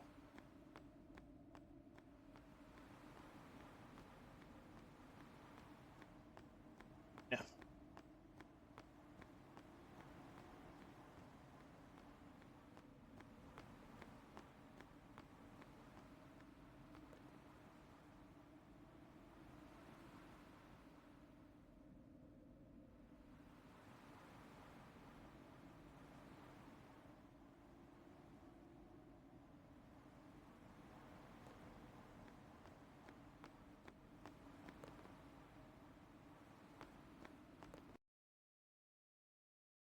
Off we go again.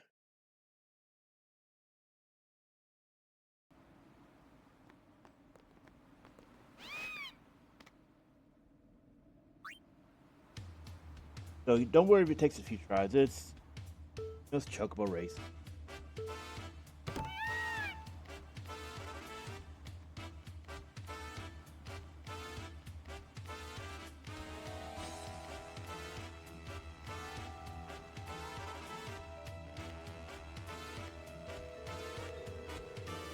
Just try to get down there as fast as possible. Don't bother the items. It's not worth it unless you're really good at this.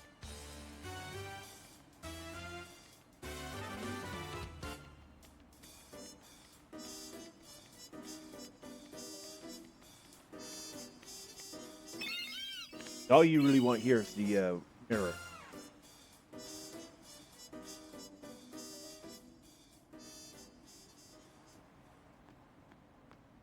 Easier if you wait until the airship, but you can backtrack. And because of the speed boost, it's not that horrible an idea. You have to backtrack all the way to Macalania. We're gonna haul ass.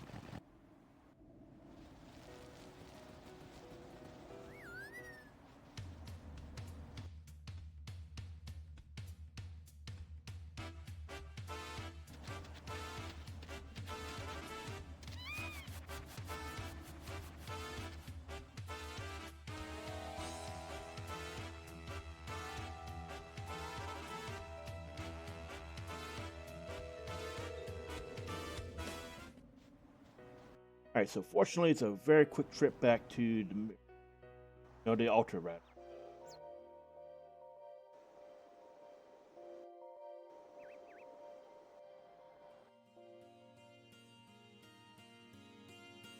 And if you really want to, you can also do the Macalania, weapon, sorry, here.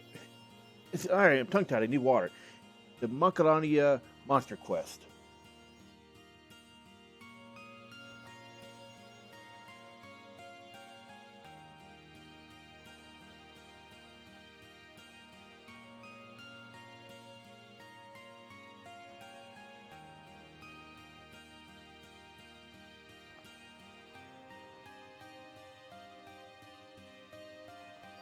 Now you gotta go look for him.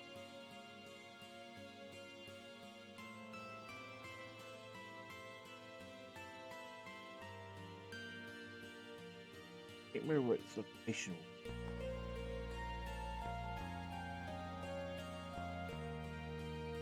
That's just gonna take you right back to the shortcut. That takes you back to the lake. If you go there now, you can actually fight Dark Shiva, but you're gonna get wrecked. Do not try to fight her. Like you know, at this point in the game, there are no Dark Aeons you can beat without using your Yojimbo cheat.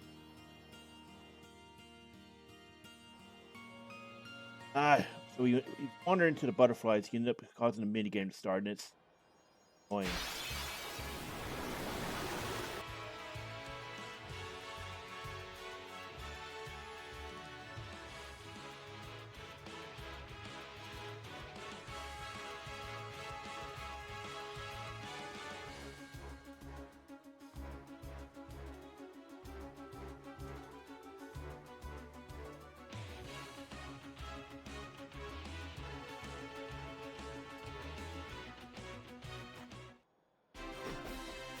There we go.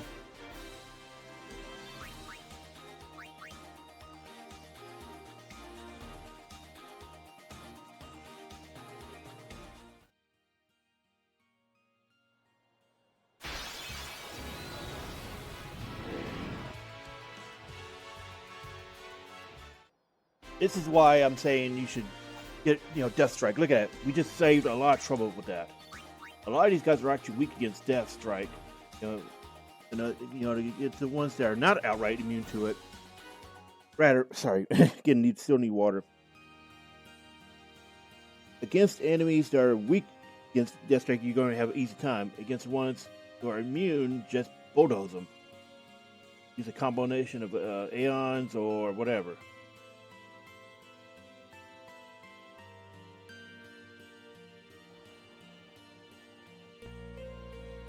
Damn it.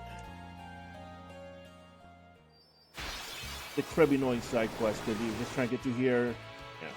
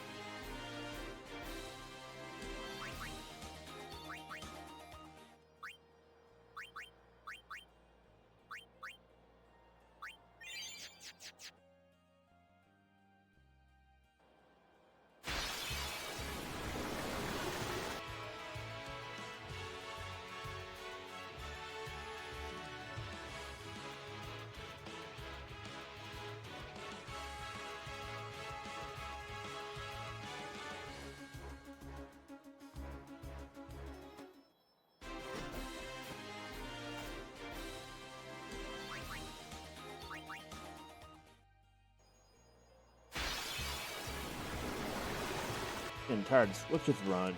You can't run from these. Wow, okay, right.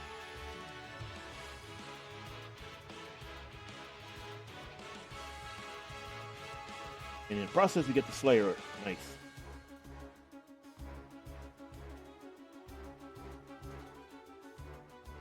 Crap.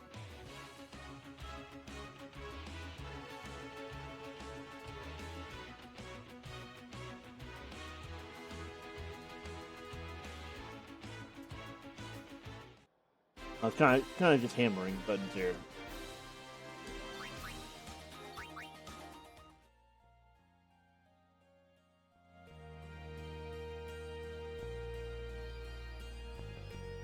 I do not want this. I don't care. It could be butterflies.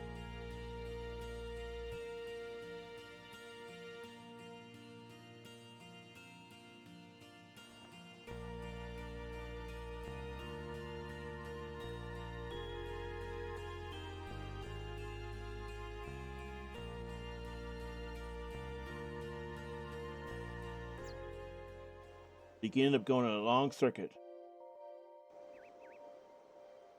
There he is.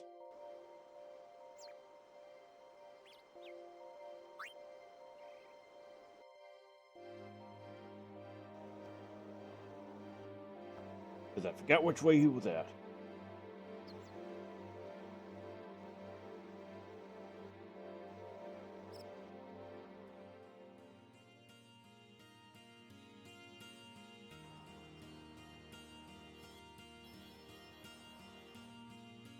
Notice the kids wandered off.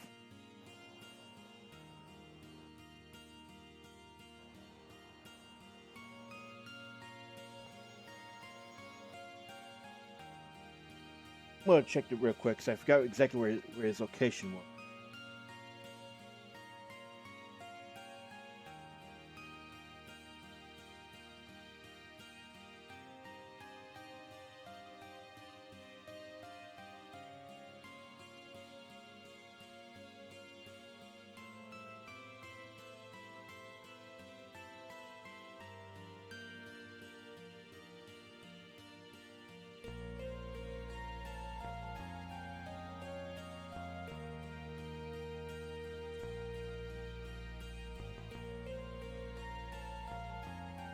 Oh, we missed a step. We need to go back and talk to them.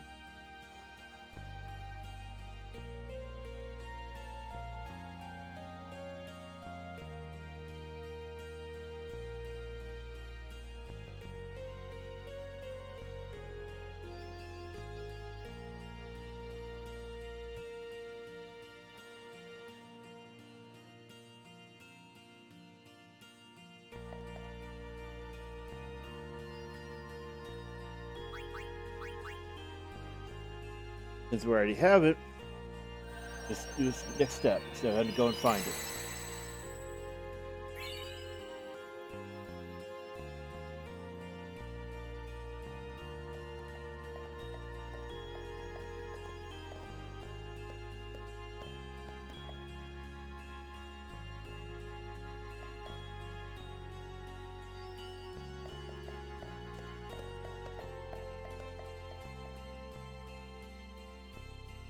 And this is all you ever need to do here.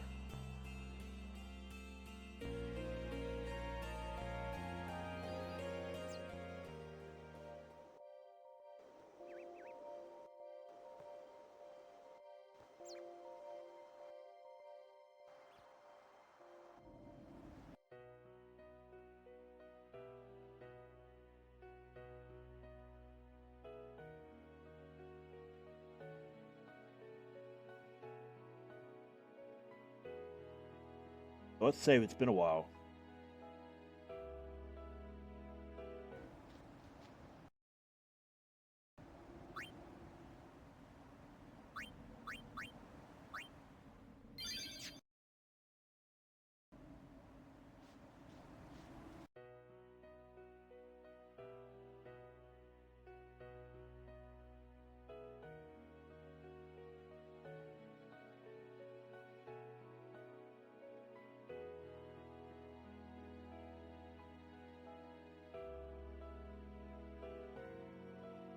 Alright, so in order to access the Chamber of Soul and Faith, you need to first get past this upcoming boss.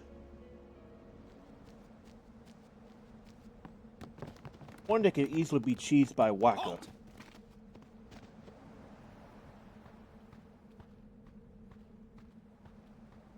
Summons from Lord Seymour. We have nothing to discuss. Yeah, so... Lord Seymour's commands must be... I warn you. The Maester doesn't need you alive.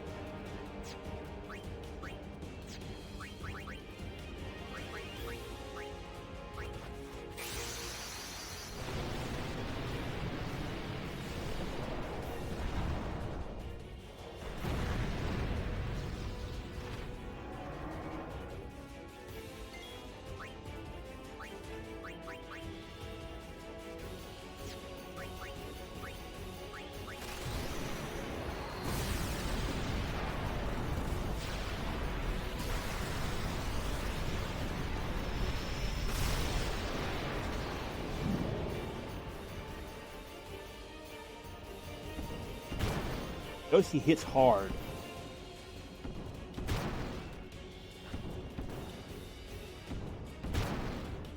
It's okay.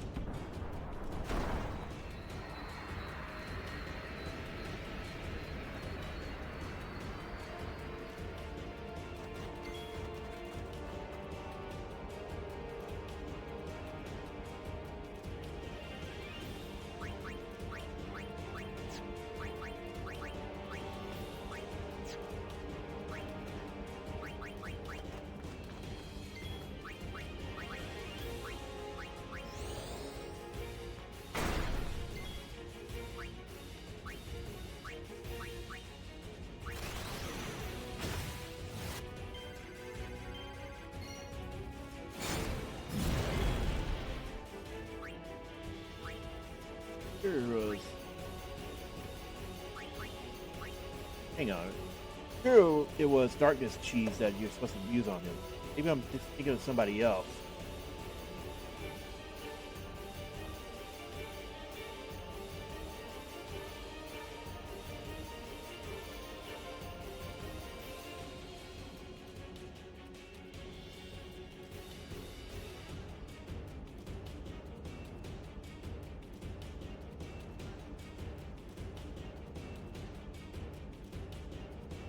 Also use armor break, right?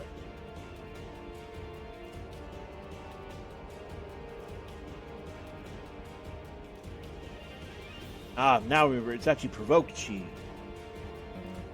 Okay, so we're gonna cut us back in.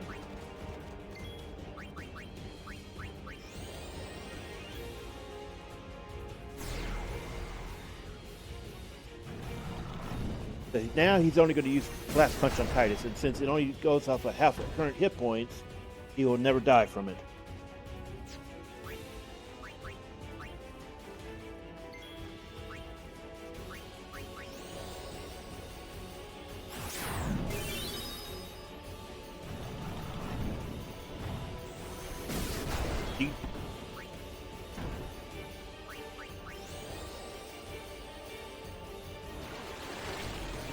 Alright, can't even do damage, huh?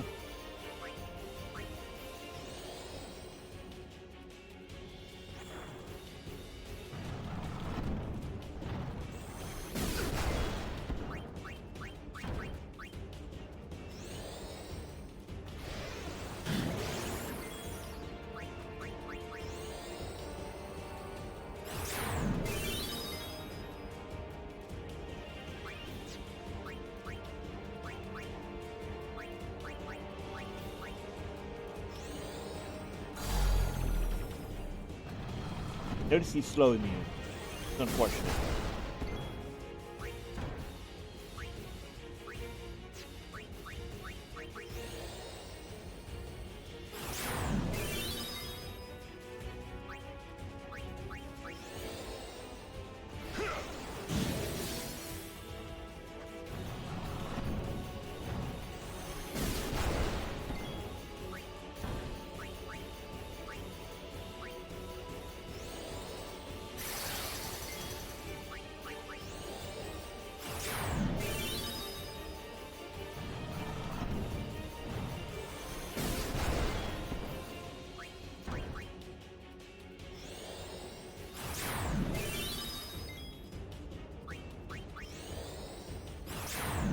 Oh, yeah, this is easy stretch, just drain spam.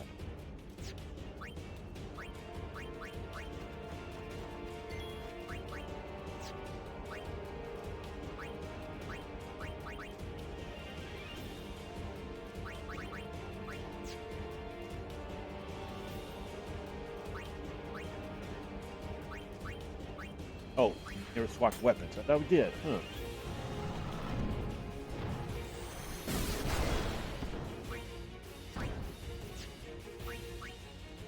Okay, so he's almost halfway done.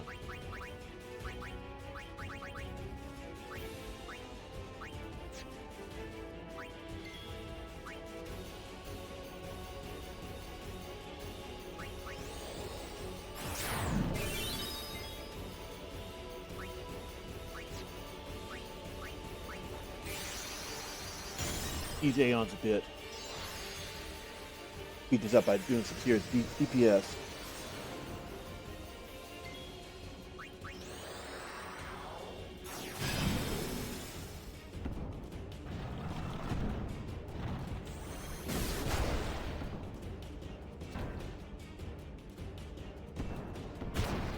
Ooh. Well, beat shield strategy. I think Valefor has her overdrive ready. Ready.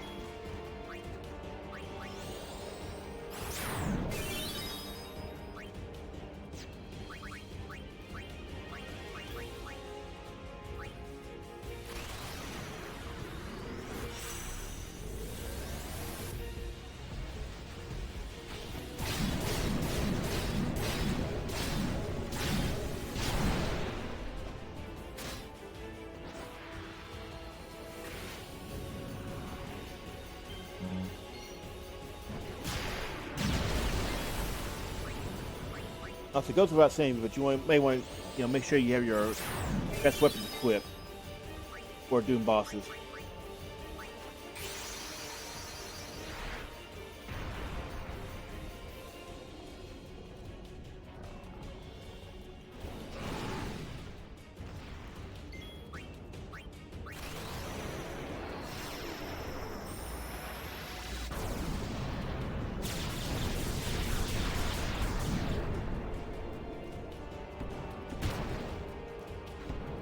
Oof. Now, something I always thought was strange was overdrives will wipe out for Aeons if they die while building an engagement, but not for players. So weird, isn't it?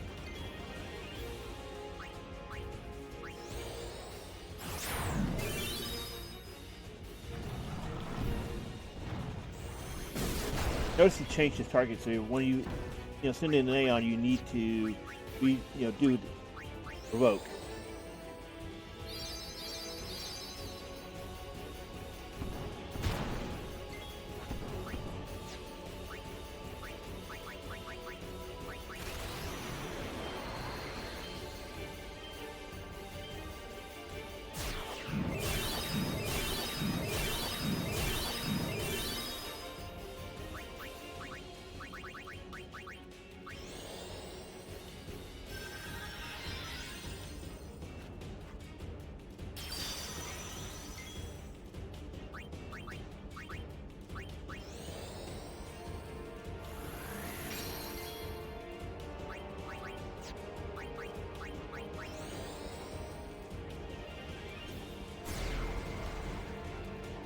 Boy, he's honked off.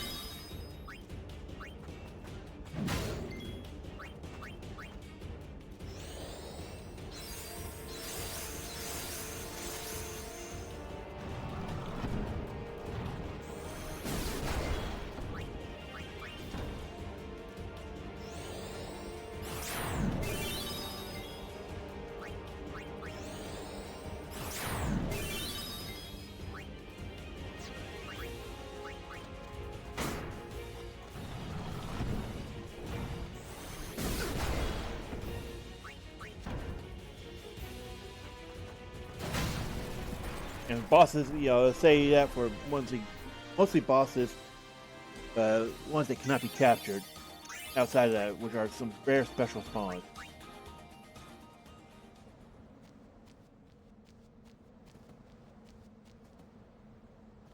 This isn't the way. That way lead. Wow, you know your way.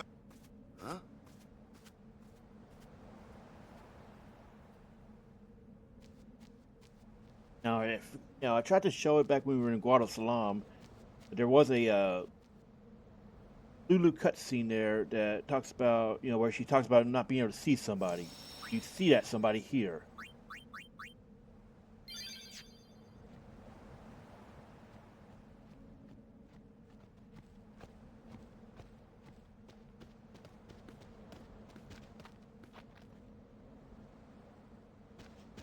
Where are we? The Fayth is inside. As are the fiends. Hey, Where? The summoner I guarded on my first pilgrimage. So, at some point early on in the Died story, it's mentioned that Lulu was a guardian for a previous summoner. That summoner is unsent and in here. Yuna.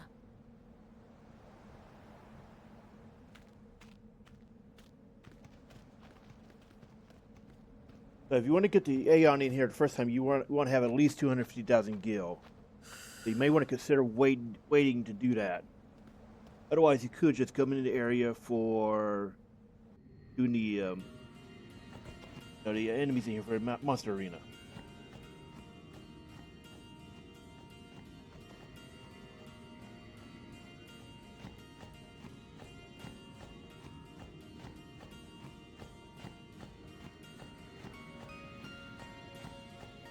Deep inside the back is where, well, that should be his spot. Back is the Fayth, but you do run into, What's a Fayth doing? Don't ask me. the actual boss here. They say it was stolen. Huh? With no faith. Without training. Without the final. That is why. 'Cause then the summoner won't die. that must be what the thief was thinking.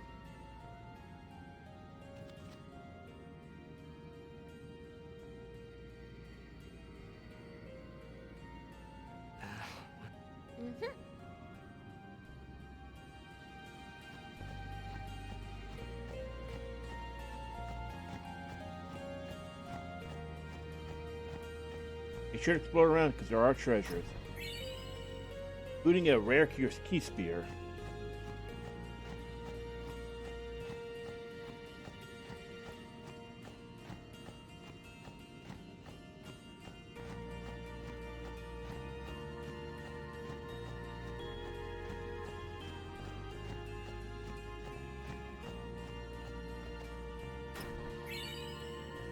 A rare fortune spear. Fortune spears are a bitch to farm, trust me. But they only drop from the Earth Eater, and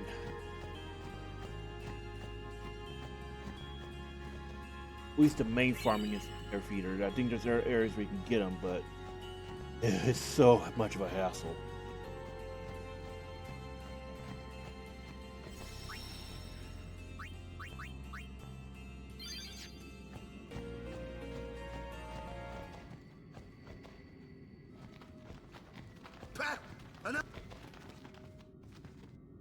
No, an unsent.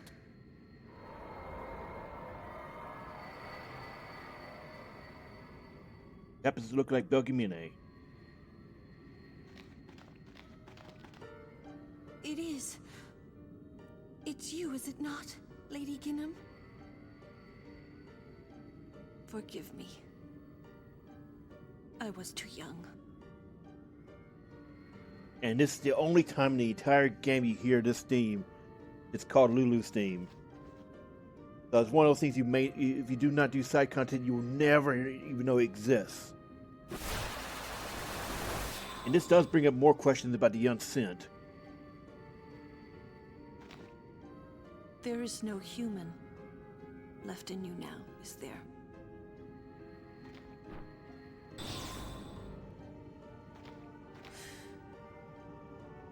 Very well then.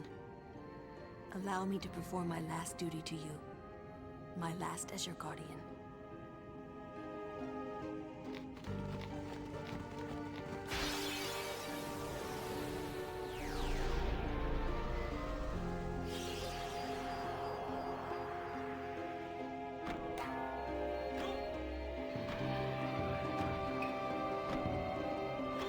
And yes, this is the same Yojimbo visually that appears in the Hildebrand quests in Final Fantasy XIV, as well as Kugane Castle.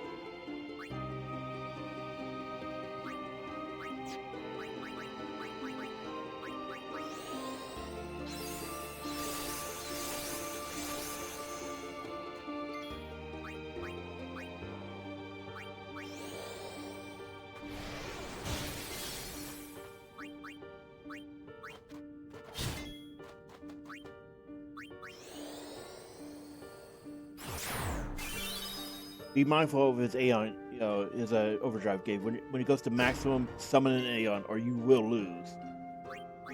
Especially true of Dark Yojimbo.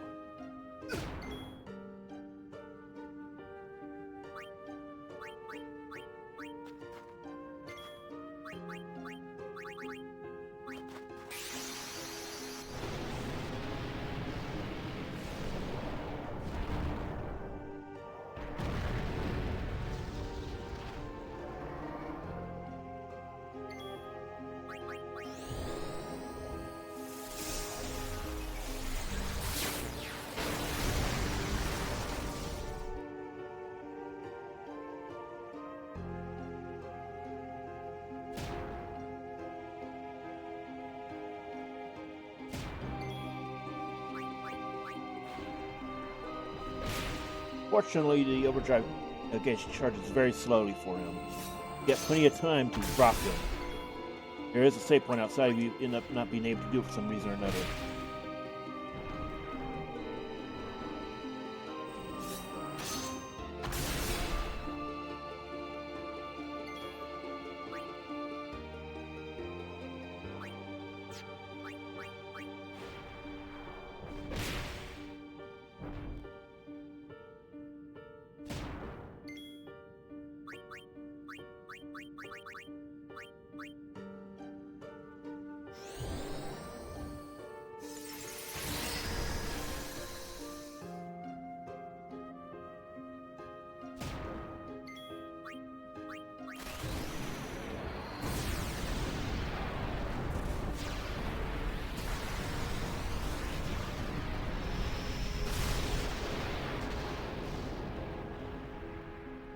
Alright, he's hit point critical.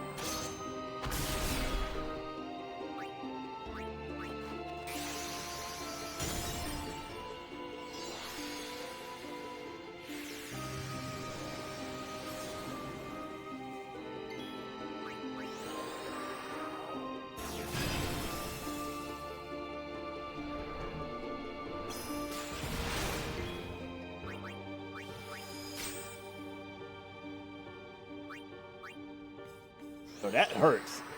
It almost is the charge your gauge.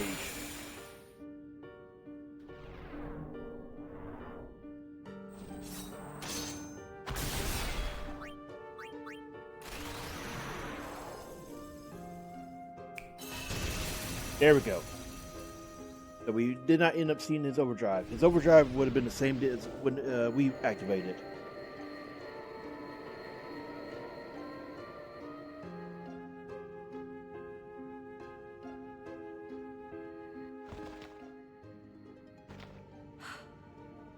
Strange. I thought it would be sadder somehow. Maybe I've gotten used to. Also, it's not really established like the link between Ginnem and Yojimbo. Like, did she die and then come here, or find Yojimbo, right. Or it's really not explained because the Fayth choose who to serve. Yuna, the Fayth is inside. So it's never established whether or not the summoners could force the Fayth to bind with him. So it had to mean Ginnem somehow contacted Yojimbo, or it was done before she died. Again, there's a lot of questions that the game poses that they never really answer.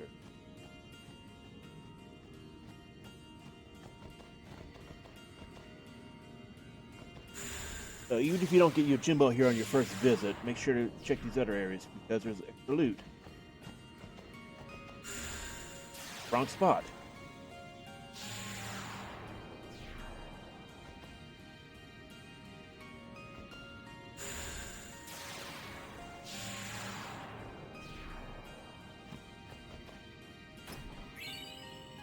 They're ones you can only access due to slow teleporter. No, they really want to show off this teleport technology, huh?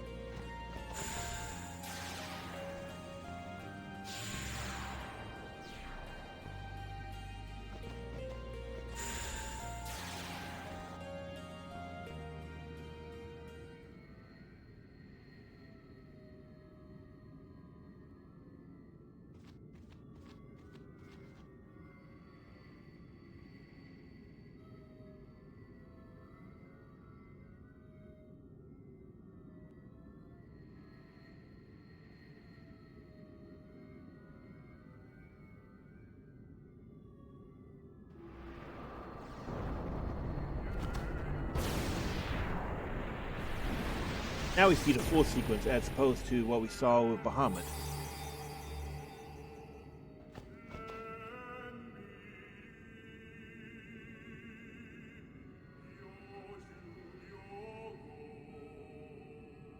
I am the blade of vengeance. They dare only whisper. Summoner, If you pick the third one, his affection gauge will build higher. If you desire my strength, make your offer. There was supposed to be a way to cheat him where he'll accept a much lower price. Sadly, I remember, so we're going to check it real quick.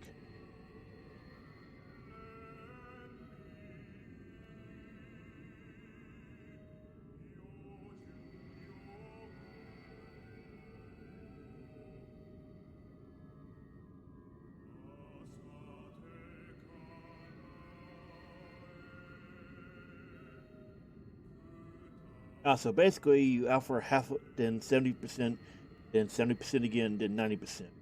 I don't think we have enough. Yeah, we don't have anywhere near enough.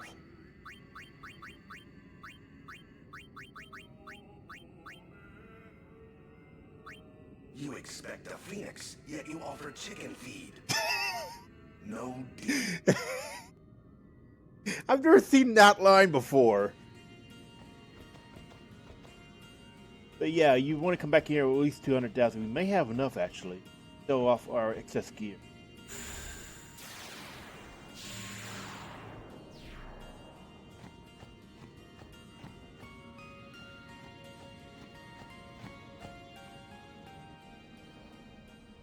Also, he wants that much in this economy?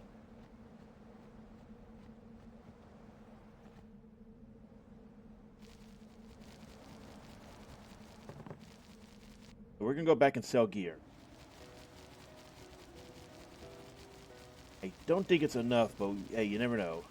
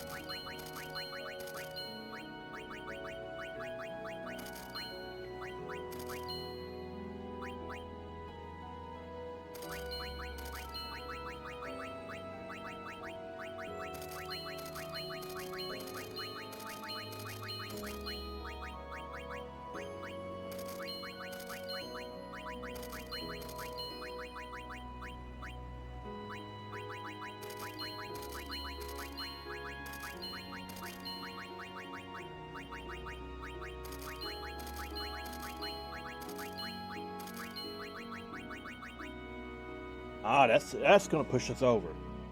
The flexible arm is a 25 by default. And there are some monsters that drop 4 slot items with no items in them, and no abilities.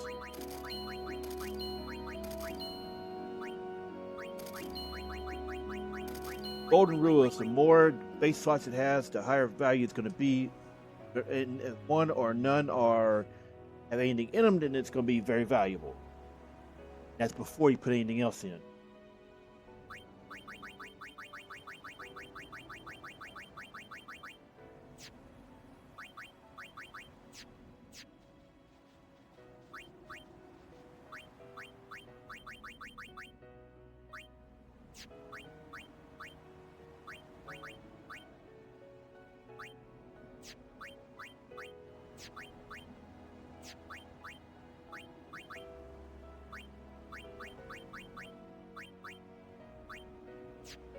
Valuable materials there. We don't know. We sell the item, we may have enough. We'll try to put something on there.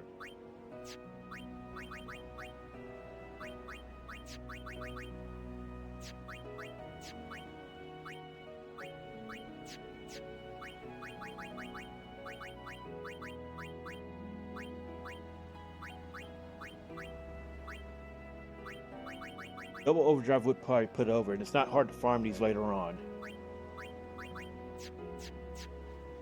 gonna save though, just be safe.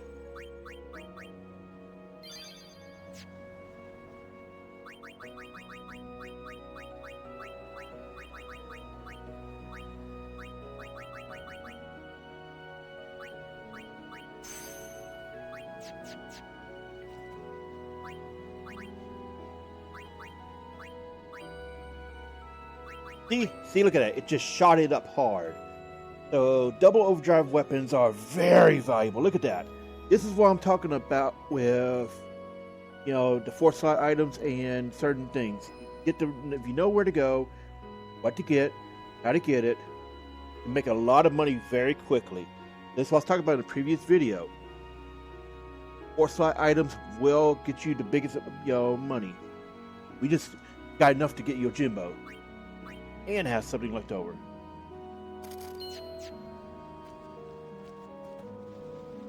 Alright, back we go. That teleport is there, we don't need to go very far.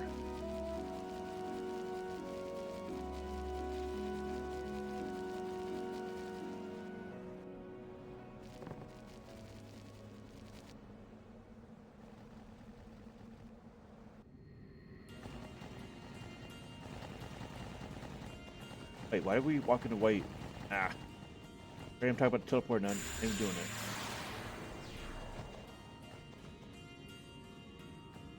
And if for some reason you have so much money that you can give him triple what he asks, he'll give you strength spears. It's not worth it because it's easy to farm strength spears elsewhere.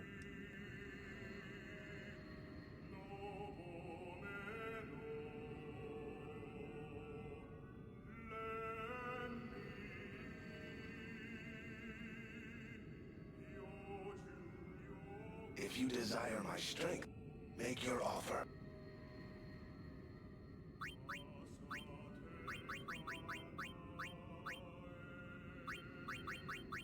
So let me see. Could have been that formula. 125,000 and yeah.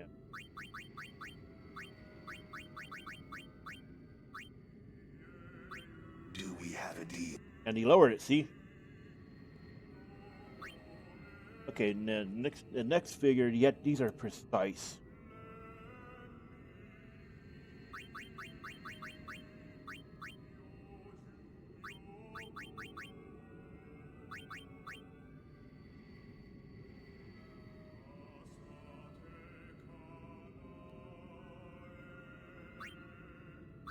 Do we have a deal?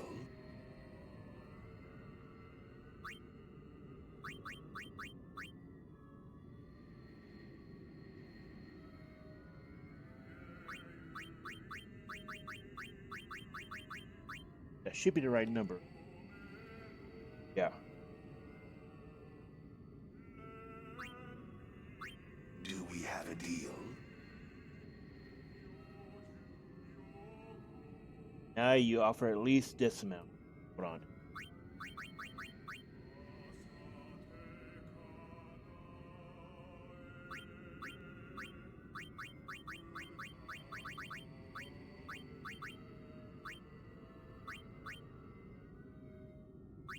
No deal. Oh, wow, dude.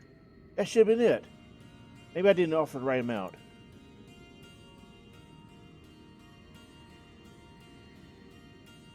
So we did it. Must have done something wrong. And we went to the wrong spot again. So the pads here are just as annoying as Bevelle, but mostly PS2 era hit detection.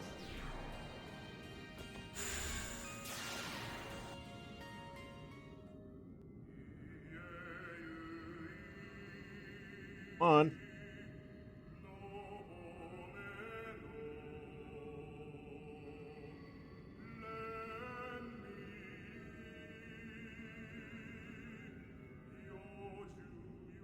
If you desire my make your offer.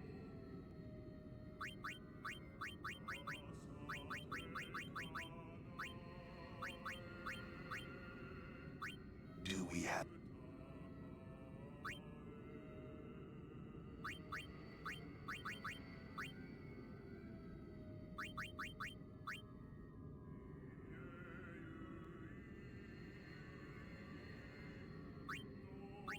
Do we have?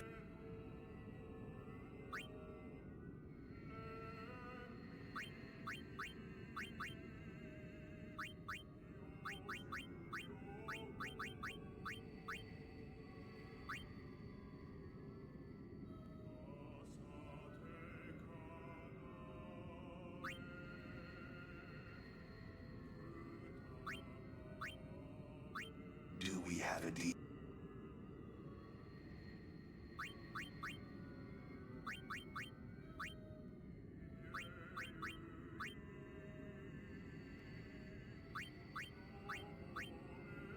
There, that way.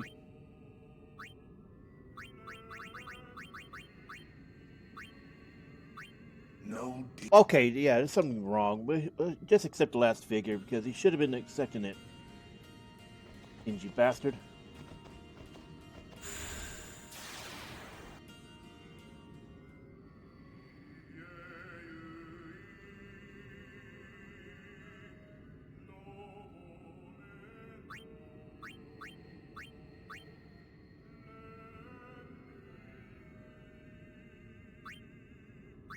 Do we have a deal?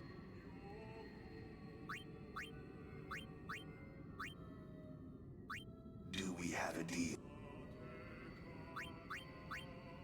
You know.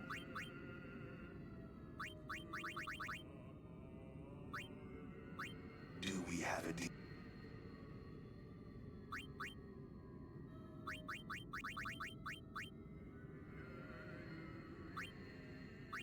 Adequate. You are like my Oh, sure, you accept that one. My sword Not the other shall one. guide you your Come journey, on. summoner.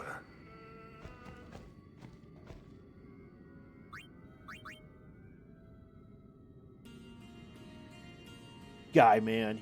I don't get him.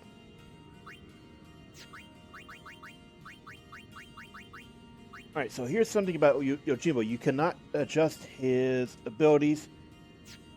But you can't adjust his abilities. attributes to a bit. Yeah, see, you cannot teach him new ones. He is hard-coded to have only those.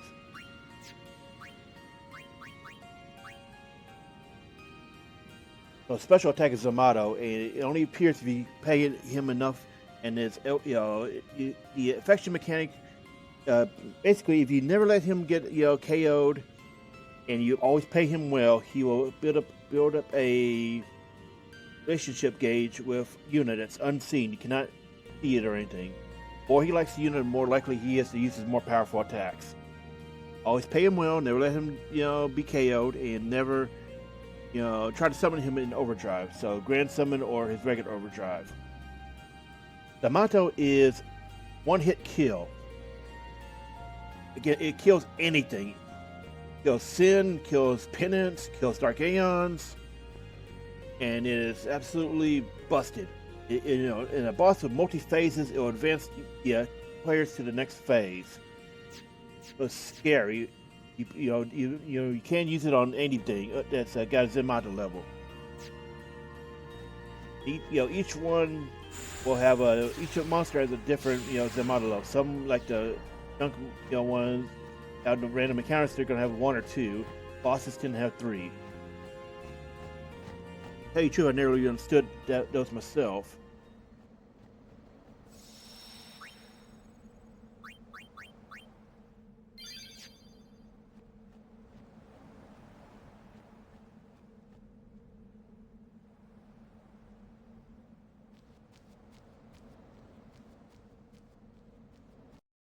Yeah, don't think you can actually go back and fight Dark Yojimbo. Let me correct you. His was an ambush situation after getting Yojimbo. Yeah, you had to leave, then re-enter after getting Yojimbo.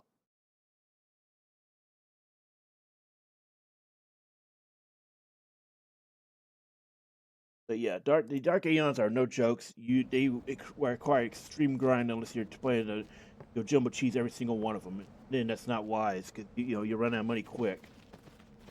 Can beat Dark Yojimbo with Yojimbo, but again, you have to have a lot of money, and he has to have a good affection gauge.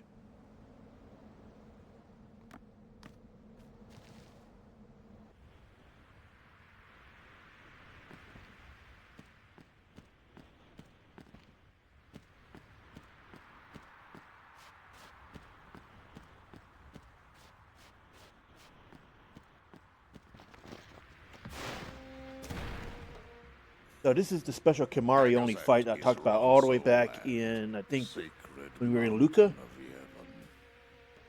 You want to have him built up a fair bit. Not bear the footsteps of infidels.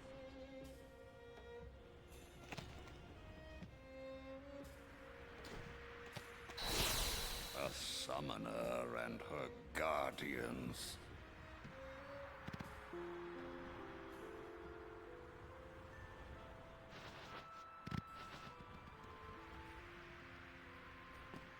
Oh, so we aren't actually at the fight yet. You think of anything? It's just...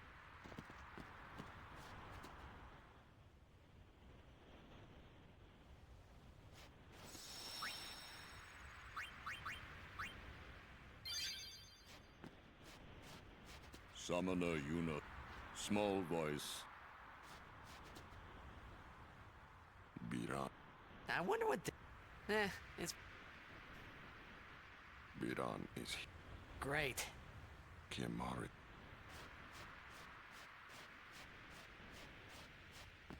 We're gonna go up here and do this. Halt!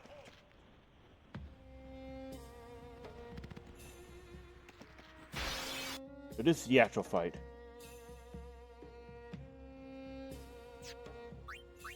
And this is a great point for you to catch up your spells. You'll get everything except 2 specific boss-only ones here. You should use Lance on both of them constantly.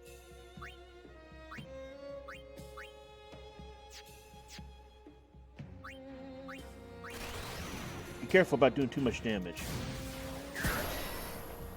Because you want to drain each of them before moving on.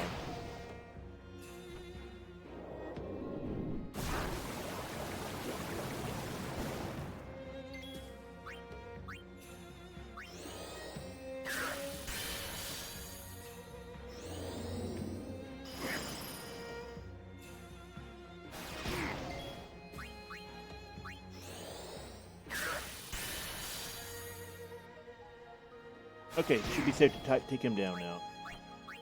We actually found, a random bomb, I think all the way back in Kilika, and that's where we got, the self-destruct from.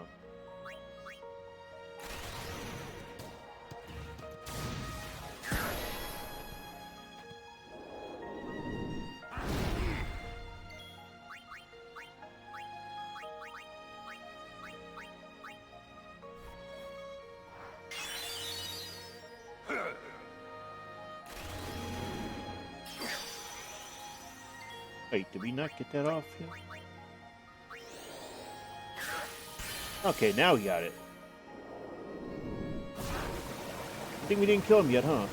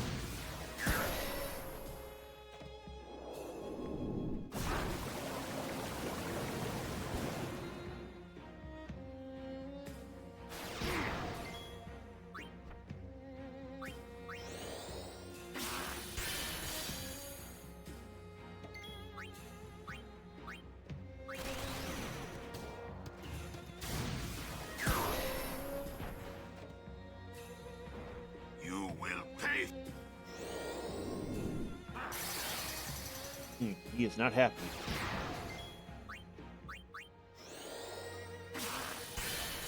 But this battle can be easy or hard depending on how well developed your Kamari is.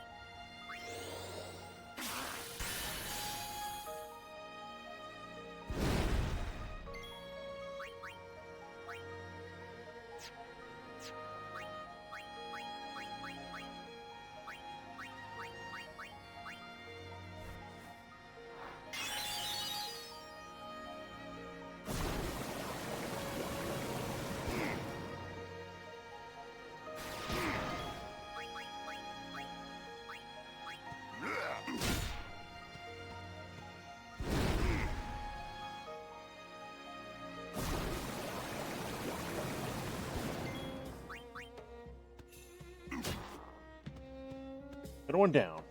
You win.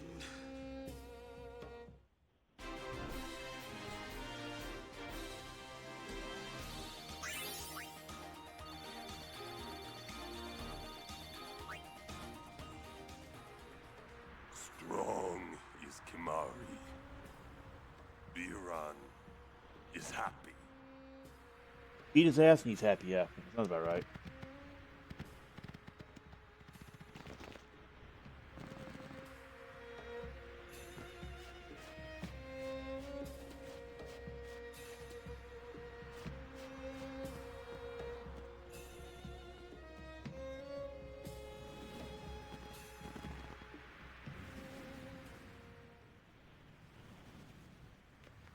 So this is the critical point in the Ronso lore, in that they decided to turn against Yevon. And this leads into the incoming massacre, which factors into this Ronso storyline in 10-2. Rather, the Ronso and Guado storyline.